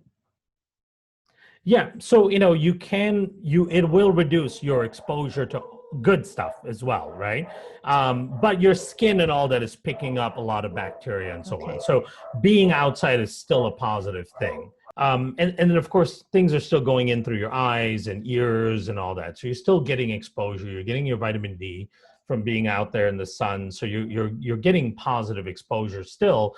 with minimizing your risk of getting enough COVID exposure to make you sick. But we only eat outdoors, right? Because the fact of the matter is the virus is spread through aerosols and is spread through respiratory droplets. And the studies clearly show that in an indoor environment without proper outside air circulation, when somebody coughs or spews and the virus comes out, it can actually hang in the air for hours. And for someone else to walk through that cloud later on and get enough exposure. But in an outdoor environment, the virus actually gets knocked down to the ground pretty quickly, right? So sitting outdoors, even as close as 6 feet to other tables, is still much lower risk than being indoors, being 10 feet away, right? So now when we need to go indoor into the restaurant to go to the bathroom, we put the mask on and we go in. And then we come back out and we eat. We're hanging out like normal. The big difference now with Chicago, they added in a new regulation where, of course, all the wait staff have always been masked since the restaurants open. But now what they have it is when the waiter is coming up and you're going to engage with him or her, you have to put your mask on too. And that kind of protects them to a certain degree as well, right? So it's not hard. We go and eat, but we don't sterilize the table and all the salt shakers and all that stuff. We don't do that anymore. Okay. We've gone on a couple of trips. We've had to cancel lots of vacation. We typically love to travel as a family. I, of course, travel a lot for work, but we ended up canceling trips. But the types of vacations we were good with was actually, renting a house, for example, rather than staying in a hotel. Because when you stay in a hotel, you're in a relatively confined space with lots of other people, right? Even though you're in your own room, you're sharing kind of the same central air system, which poses a bit of a risk. And in the hallways and in the elevators and all that, it's a little bit more of a risk. So we want to just take that risk out of mind. And then we rented a house in Florida, for example, on the beach, and spent some time in the house. It was, 10 days and it was wonderful. It was a great escape. We're renting a house in Palm Springs in November. We're renting a house again in Florida in December. And it's perfectly fine. The risk is very low. You're in your own place, without other people coming in there and possibly contributing to viral loads in the environment there. So that just brings up airplanes. Yeah, so airplanes are a difficult thing. Airplanes definitely pose a risk. Now, the good thing about airplanes is that their cleaning procedures have really heightened, right? So the surfaces are cleaned well. Another good thing about an airplane is the air filtration systems are better than most indoor spaces, right? They use really high grade HEPA filters. The system sucks in the cabin air quite aggressively, filters it through before blowing it back out. So the filtration systems are good. The other good part about it is also masks are mandated, right? So everybody in there is wearing a mask. So you're dramatically reducing the amount of aerosols that are coming out and accumulating in that environment. So if you have to fly, it's not the end of the world. It's not that, oh my God, I'm definitely going to get COVID. I know lots of people who fly. My mom is a medical doctor and she runs an ICU in St. Louis and she lives in Chicago. So she's been flying every week since the pandemic started, right? So she's been probably on 50 flights in the last 8 months and it's never been a problem. ICUs are the same thing. It's safe right now. Like doctors are not really getting COVID in hospitals because everyone is masked up and they're taking all the precautions. So for the most part, the big spreads right now are coming through, places where people congregate indoors and virus can accumulate in the air. So gyms, bars, and then indoor restaurants, and then even unfortunately indoor places of worship, right? Those can be detrimental too, because if you've got 100 people in an indoor space and everyone's singing and talking and all that, you're going to spew out a lot of virus into that area. If it can be done outdoors, that's much, much better, much lower risk. So, the bars, the indoor restaurants, the gyms, if you can avoid those things, those are called super spreader events, then your risk for getting it is much lower. And you have some small risk of getting exposure, which is good, because one of the things I want personally is to get exposure to COVID without getting enough exposure that makes you sick, right? So it almost acts like a natural vaccine, if you will, right? If you get fleeting exposure, like for example, somebody walks by you outdoors and they're within 6 feet and they sneeze, and they have active COVID, you're going to get some of their viral load. A lot of it will get dampened down by the outside air and the humidity and so on, but you might pick up some viral load, but it's just enough that it triggers your immune response, but it's not enough virus to actually make you sick. Wow, right? we can really be less afraid to walk around now. Yes, I actually, the moment it started getting warm enough in the late spring in Chicago to be able to go outside, we were dying to get outside and walk around, because part of what I wanted was some sort of fleeting exposure to this thing, because you might, there's a good chance you'll come in contact with it at some point, Right. but if you're being careful, more than likely you will not contact it in such a level that it'll actually make you sick. So you need about 1,000 viral particles to enter your system in order for you to actually get sick. Anything less than that may be just enough to trigger an immune response, but not actually make you sick. So it kind of acts as like a training for your immune system to deal with it, right? So opening schools might be a good thing. It's it a whole could other be. topic, but Yeah, it could be. It really depends on how they handle it. In our area right now, the schools are closed. They're all virtual. So what we've done is we've created a school pod at home. We hired a teaching assistant to come in and help run through the computer program. We're not using the program that the school affords. We got a different one that works much better, and it's easier for the kids to navigate through. And then we've got the kids each have a couple classmates that are also coming in our little pod, and that gives them a little bit of a classroom setting. We actually bought a bunch of school desks for the basement and converted the basement into what looks like a classroom. Yeah, to give them a little sense of that. And then they're getting some exposure to other kids as well, both of course mentally from playing, and then immunologically from from an immune system standpoint. And then they spend as much time as the lessons allow outdoors too during the day, playing in the backyard, front yard. Every Friday is field trip day, where you go somewhere outdoors. Like last weekend, they went apple picking and they went to the zoo and places like that. So you don't have to be afraid, because number one, you can minimize your risk of getting massive levels of exposure that can actually make you sick. Number two, if you have a healthy microbiome, like we talked about, doing all of those things to improve diversity. And then one more thing is to reduce that leaky gut. The vast majority of people that are probably listening have pretty severe leaky gut. We find that in our studies, in our published clinical trials, 55% of healthy young individuals who have no chronic illness, no medical issues, have severe leaky gut, right? Wow. So yeah, the estimate in adults, if you include adults in their 30s, 40s, and 50s, is over 75% have severe leaky gut, right? So that becomes the biggest source of chronic inflammation. Now, as you increase the diversity in your microbiome, that'll start helping the leaky gut. Another thing you can do is what we work with all the time is a spore-based probiotics. We actually have published studies showing that it supports a healthier gut lining, and it stops that leakiness in the gut in as little as 30 days. Right? So that becomes an important factor in kind of stopping that source of chronic low-grade inflammation.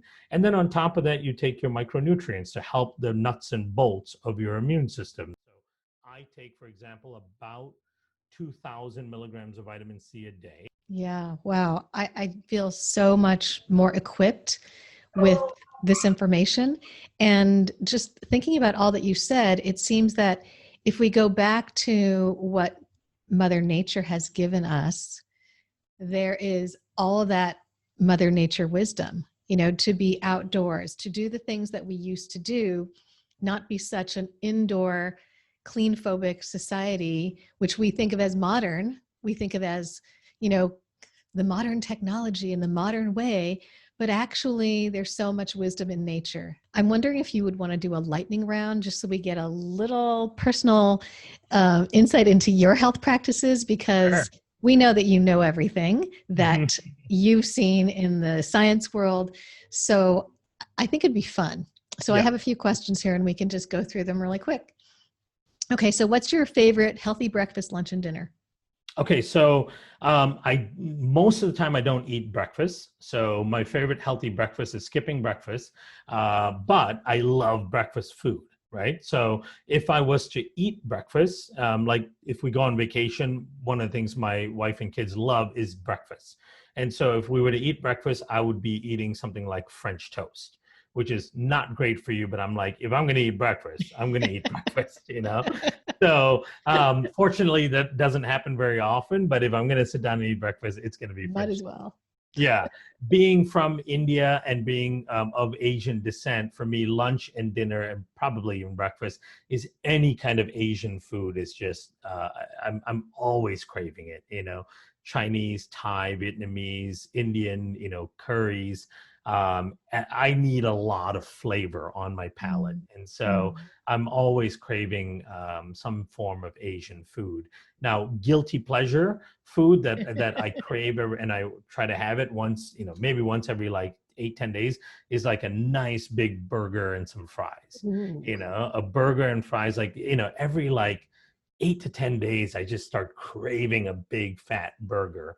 And oftentimes, you know, if I go out and have like a really good workout or something like that, then I'll reward myself with a little bit of a big burger. So I don't eat perfect by any means at all. I try to follow the 80-20 rule. If 80% of the time I'm making pretty good decisions, then the 20% of the time that I don't can be made up for, you know, and that's how it is in to me, in reality, in terms of how your body works as well. You don't have to be perfect by any means. You have to be mostly good, and the outcomes will be okay. Yeah, that makes me feel a lot better. Mhm. Okay, so the next one is, what's your favorite place to buy groceries? So we've been buying groceries we do Whole Foods. That's one of the ones that's nearby us. We are very fortunate in that we have like 3 different ethnic markets around us as well. So we've got a massive Indian grocery store that has really awesome organic fruits and vegetables that come from different areas that we don't typically see in Whole Foods. And then we have something called the H Mart. H Mart is a massive Korean Asian market. You know, it's as big as like a Target. It's huge, and so you get amazingly diverse options there as well. So those two, I would say, the Indian grocery store and then H Mart are my 2 favorite places to go for groceries. Okay. What and when is your favorite type of exercise and why? Yeah. So I'm an avid cyclist. In fact, up till about 3 years ago, I was pretty competitive cyclist as well. So I raced on a cycling team. You know, I would do 150, 200-mile races. You know, in the mountains. I raced in Europe. I've done a lot of really arduous cycling tasks. And the thing I like about cycling is even when you're racing as a team, it's still a very individual sport in your mind, right? It's 100% up to you, and you suffer through a lot in cycling. I mean, imagine a 6-hour race on the bike. You know, the first hour you're all excited and getting and going.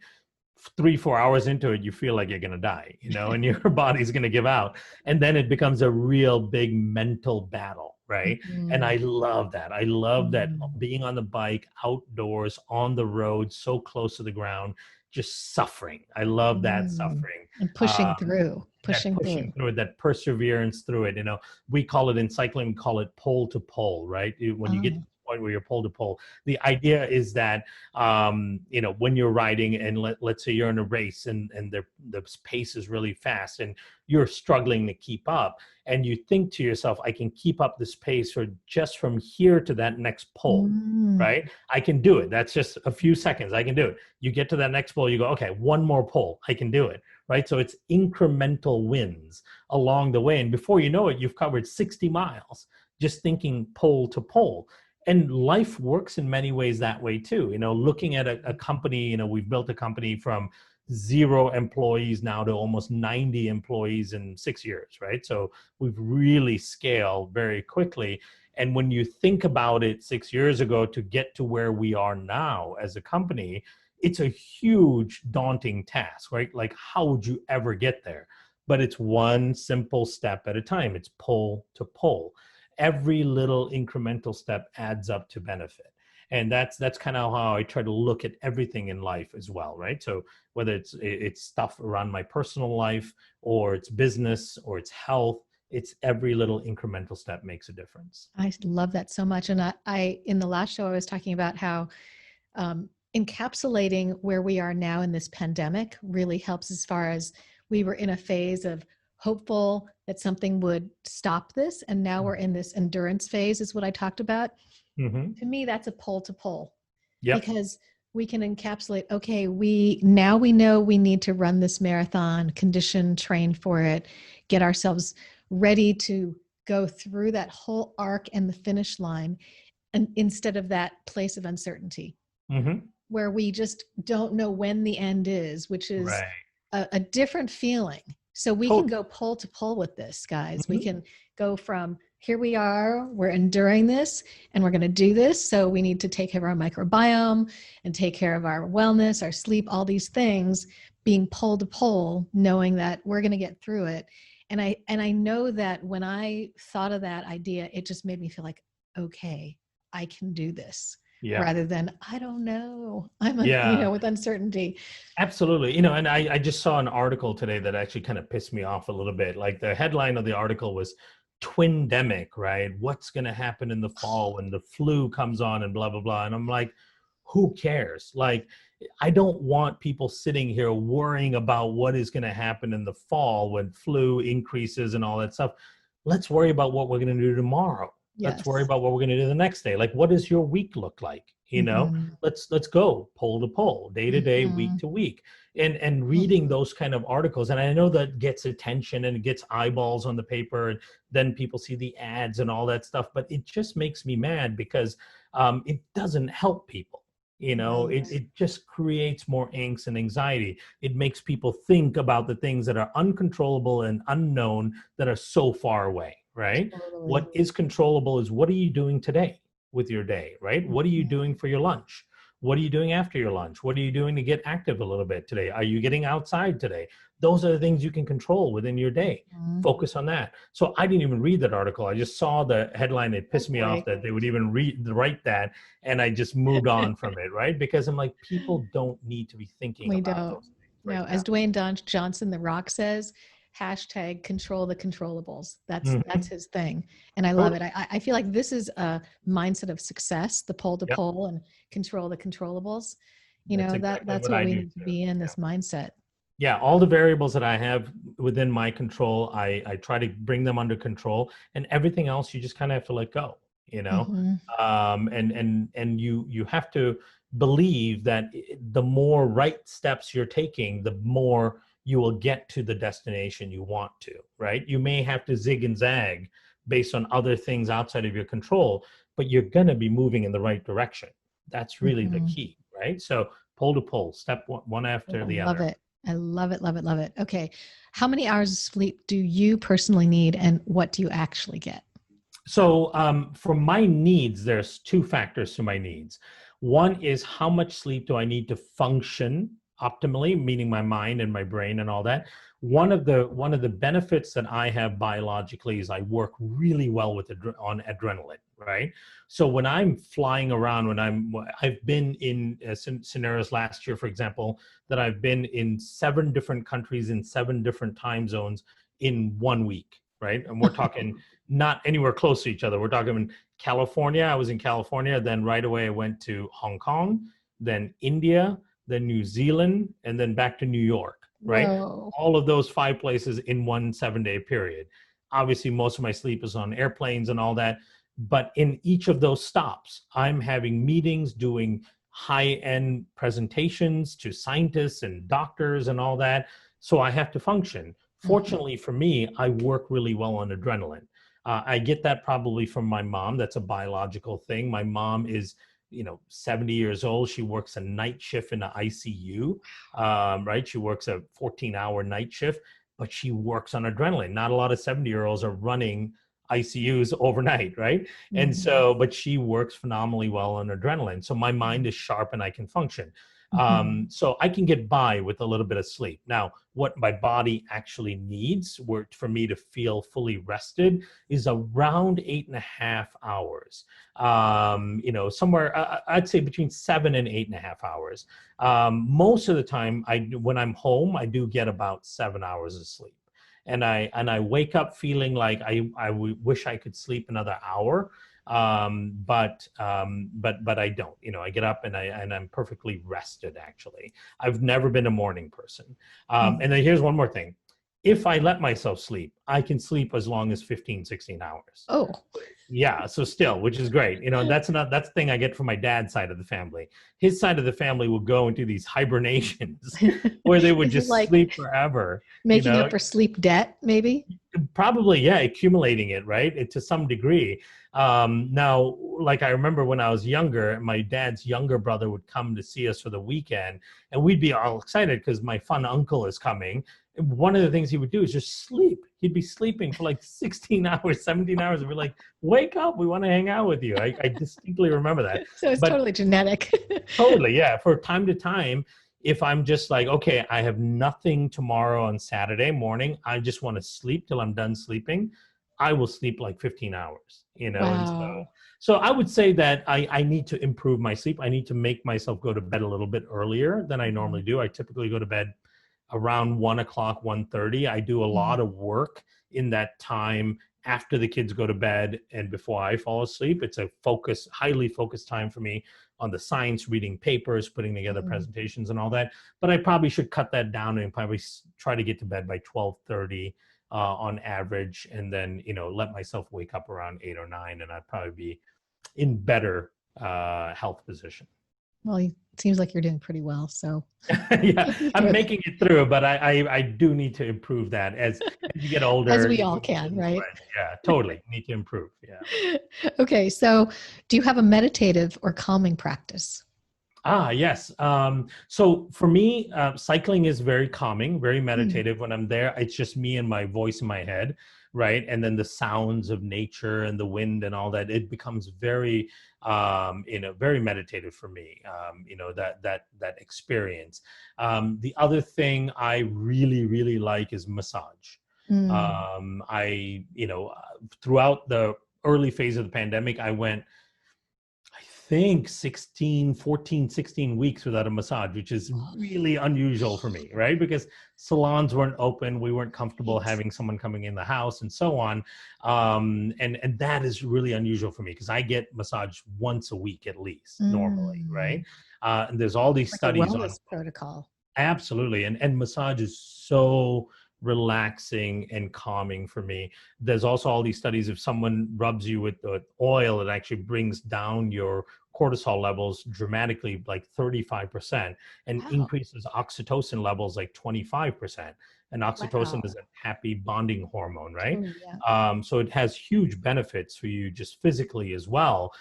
So then, sometime in early June, one of my friends who I became friends with because she's a massage therapist, and I used to be one of her clients, she started coming in and doing in-home service. So that's, that was like one of the biggest You're like, things. Massage. It's like, you just can't go for very long until, I feel the same way. It just does something. It does something like that, nothing else. Yeah, self-care, that kind of self-care. And, a lot of moms and all that who are so busy out there and all that feel guilty about that kind of self-care, that kind of pleasure, if you will. I'm all about taking advantage of those kind of things because your health, your state of being is so important in terms of influencing your kids' state of being. Not only, of course, just from a relationship standpoint, but like, as we described earlier, from a microbiome standpoint. That is such incredible advice. Now that I know that the oxytocin level and the cortisol level, those percentages, and then it affects our microbiome. Okay, everyone must get massages if that works for you, or the thing that induces those endorphins in you. I think that's a key thing. Like with my wife, it's facials. Like facials are super soothing and like relaxing to her. So like, go get facials, like just do it. Spoil yourself, treat yourself, indulge. You got to do the things that really help make you feel happy. It's keeping your family healthy, right? Mm-hmm. Okay, so if you have a guilty pleasure when it comes to food or whatever, what is it, and how much do you allow yourself to indulge? Yeah, so I have a real weak spot for certain types of sweets, like cupcakes or donuts. Cupcakes. Like, oh my God, if there's a They're donut so box beautiful, somewhere aren't around, they? They're just like these oh, little they're so beady. pretty, yeah, and they're so like, the mouth feel is so great. The right, the experience that it releases in your head. Those things are like I could skip. I have no desire to eat ice cream. I have no desire to eat candy. Like there's certain things that are sweet that do zero for me. But Mm-hmm. if somebody makes cupcakes or somebody makes donuts or brings donuts, I cannot resist. So I would never go out myself and specifically seek out a donut or cupcake and buy it.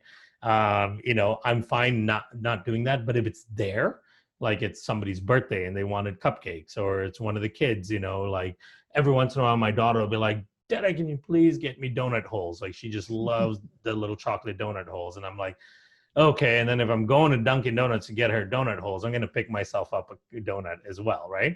So you got to have those minor indulgences. You're not doing it every day, maybe once every 8-9 days or something like that. And it's just once, it's totally fine. Absolutely fine. Mentally, it's good for you. It's an indulgement, you feel good about it. But certainly if I ate that every day for breakfast, that would be really bad. So, Right. because a lot of people do that too, right? A lot of people stop by and get their cupcake and their donut, cupcake and their coffee as a breakfast. Mm-hmm. That would be a bad idea. But if you're Mm-hmm. eating a cupcake every once in a while and indulging in it, enjoying it, perfectly fine. Again, that Right. 80-20 rule, right? 80-20. If 80% of the time you're making the right decisions, you can really get away with 20% of fun. Well, I hope if I ever see in person that you will accept cupcake making from me, because I Oh make my God. amazing cupcakes. I have this recipe from my uncle that's like, if you like carrot cake, Yeah. it's very light, and there's a Mhm. special ingredient that I can't say because it's a certain recipe that people can't detect, but they're like, something about this cupcake is so light and like voluptuous that I love it already. so there's that, and then there's the green tea chiffon cake Oh, cupcake that I wow. think you would love. I love anything green tea too. Like the Right. green mochi and, any sort of pastry green tea. Oh my God. Yes. So next time I come to Maui, which hopefully will be soon because I'm dying to go to We'll Hawaii. wear our masks. Yes, exactly. But I'll give you a big hug too with the mask on. Again, that's a fleeting engagement in my view, especially if you have a mask on. The risk of Oh, giving somebody a big hug is actually lower than shaking somebody's hand. wow. Because if you both have masks on and it's restricting the amount of viral particles that you're putting out, a brief engagement where your heads are, aside from one another and you're hugging each other, that to me is super low risk, especially if you're outdoors and, where there's sun and there's air and all that. So I give a lot of people that I see that I know really well hugs if they're Mhm. comfortable with it. And then especially if you have a mask on, the risk is really minimal.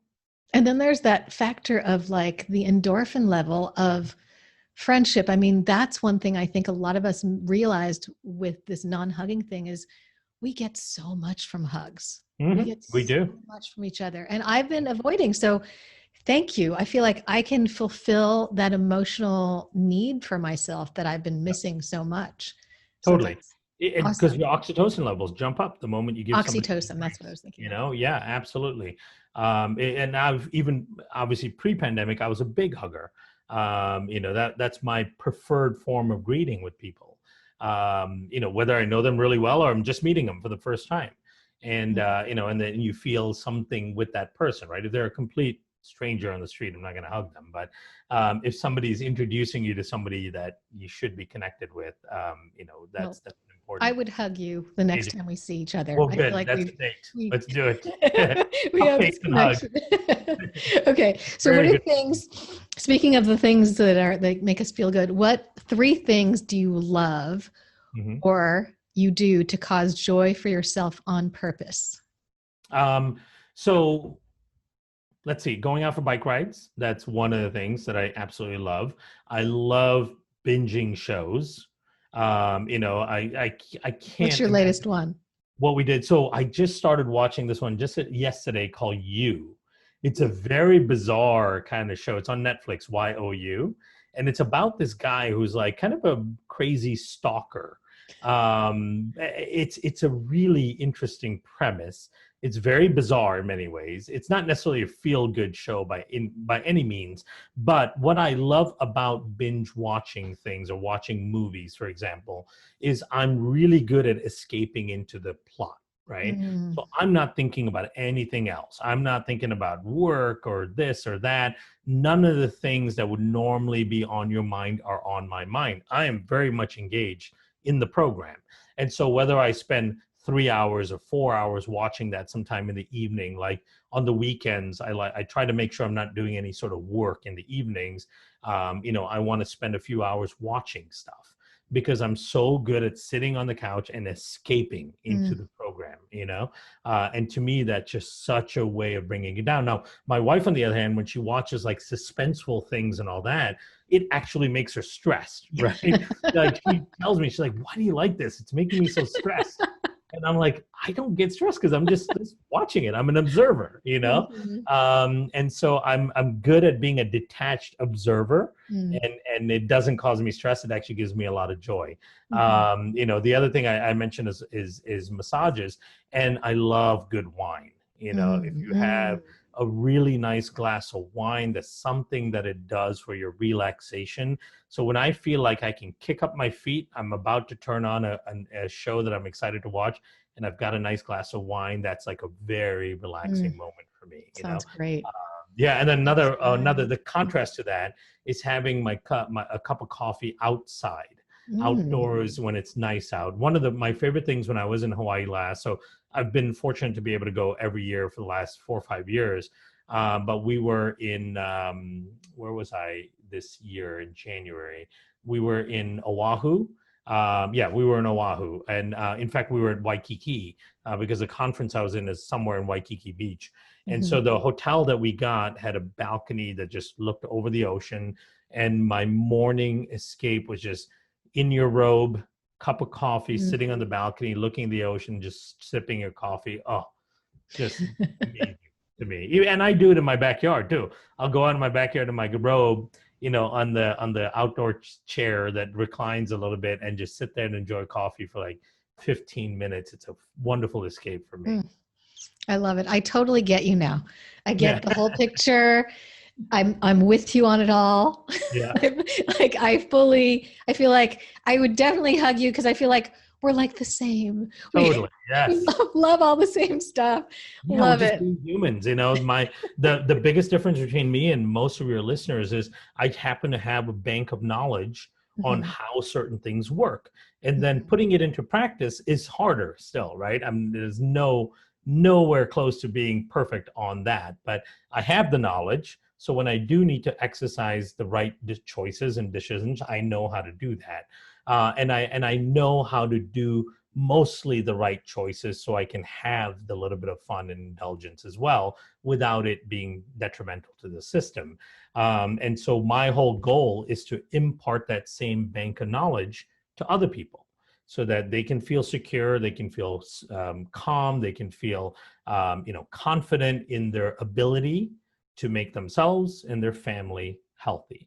And the beauty of the age that we live in is there's so much you can do within your control to make yourself happy, resilient, increase your wellness and your outcomes. But a big part of it is this knowledge base, and picking up this kind of knowledge from programs like this is a huge, win for everybody. And the silver lining to the pandemic is that we have this ability now to step back and shift what we've been doing. We're seeing a lot of things that we were doing were not serving us. And I think it gave a lot of people pause. So now learning things like this is really incredible. And I want to say you didn't tell me to mention this at all, but I found you through some of your studies. There's multiple studies that you've done on microbiome and obesity, COVID, all these things that led me to your products, which you didn't tell me anything to talk about at all. But I have been using your products and I love it. And I think that that's one easy thing that I've been able to change for myself for my microbiome and gut health.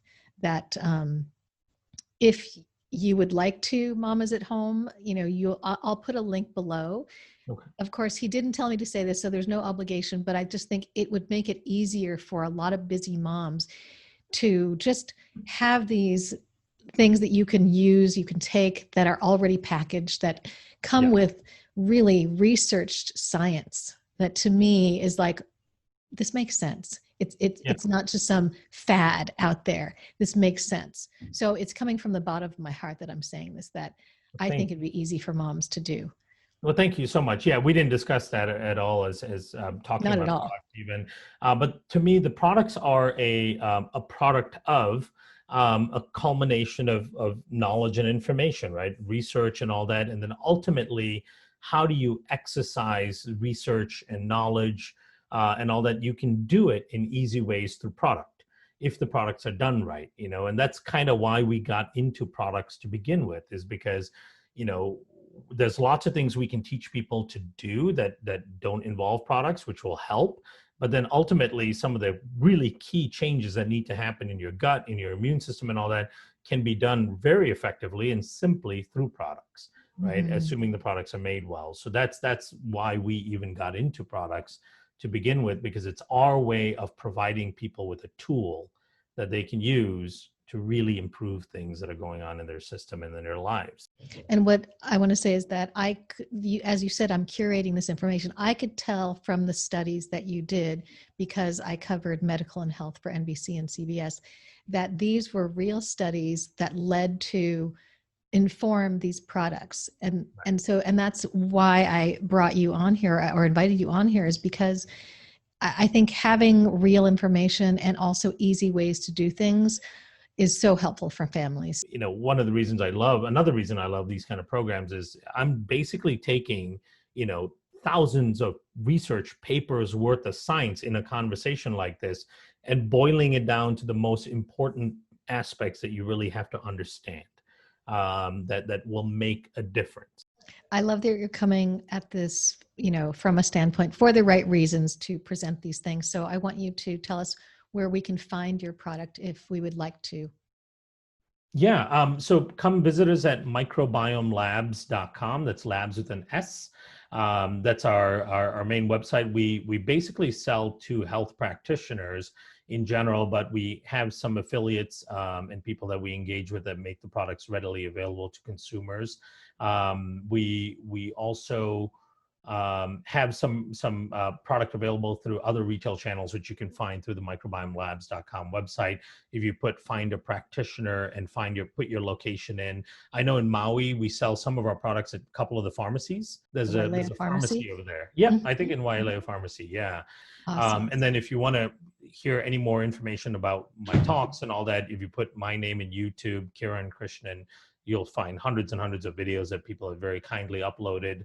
Or even if you put it in Google, you'll find lots and lots of interviews, podcasts, and all that other people have uploaded on different topics. And, I talk a lot about a lot of different things as it relates to the microbiome. So, and then on social media, even though I'm not on there that much and that well, and I'm not one of the social media type of engaged health people, but I do try to engage with people if they send me a request on social media. So on Facebook, it's my regular name, Kiran Krishnan. On Instagram, it's Kiran, so it's KKIRAN _00. I know it's the worst handle ever, but I chose it when I knew nothing about Instagram, and that was my that's part of my email address, and so I just put that, and it's really hard to tell people what it is. We'll put it below anyway. Yes, please add it below. So if you send me a request to connect on any of those, I really try to connect and engage with people as much as I can if they send me messages on there. Just again, all in that kind of dedication to helping empower people with information. That's so awesome. Well, this has been great. And I want to know now, finally, where are you zooming off to today? Yes. So I'm here in the western suburbs of Chicago, and as soon as we are done, it's evening time here, so it's like 6:15 p.m. So there's probably another hour and a half of daylight.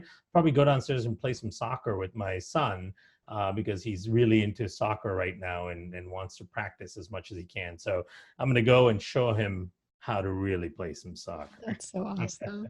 Well, thank you so, so much. I literally feel like I can navigate this world better with COVID and beyond for my health and my family's health. So really, thank you so much. My pleasure. Thank you for having me. Okay, mamas, I feel so empowered and I hope you do too. Now I feel like I can get through this pandemic, possibly without feeling so fearful and not so worried about COVID, even if my kids are in school full time. So that is a whew. And okay, so this was a really long interview, and on some platforms, I won't be showing the whole thing. So if you're watching this on a different platform where it's cut off, then you can watch the entire full-length interview on my YouTube channel, which is Chew on This Flavorful Wisdom and Chew on This Media. And if you want to check out my Instagram channel, where I'll be doing a little bit of that food diversity cooking, as Karen talked about, I'm going to be doing some exciting food adventures, trying to find ingredients that are diverse in nature. So follow me on Instagram, Chew on This Flavor Wisdom. Okay, now for a visual treat.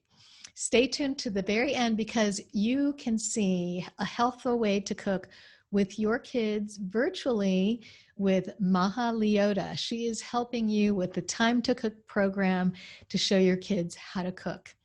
All right. Well, it's been a wonderful time with you. I really wish you well. Take care, stay safe, and be well. Aloha.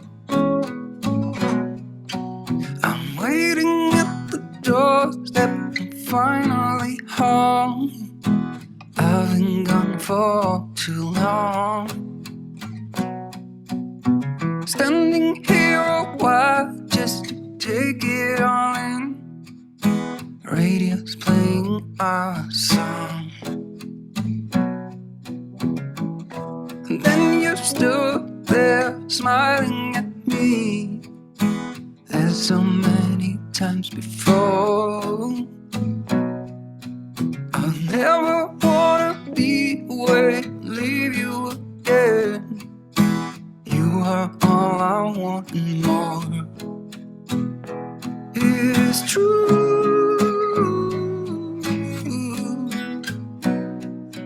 If only I could do one thing, I'll be with you. It is true.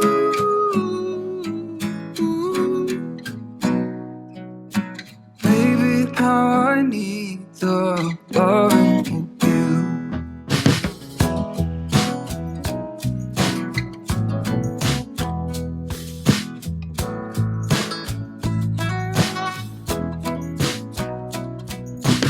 Waiting at the doorstep, finally home. I've been gone for too long. Standing here a while just to take it all in. Radio is playing the song. It is true.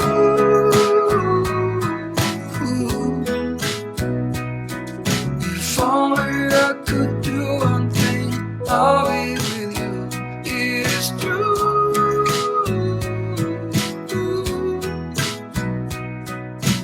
Baby, how I need the loving of you. Will you still love me as I'm getting lonely and alone? And when you are away and something's shivering cold, it is hard to define you, that you're worth more than gold. When everything is told.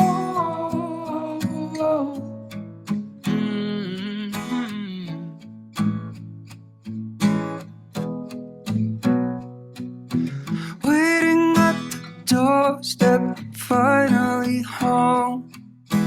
I've been gone for too long.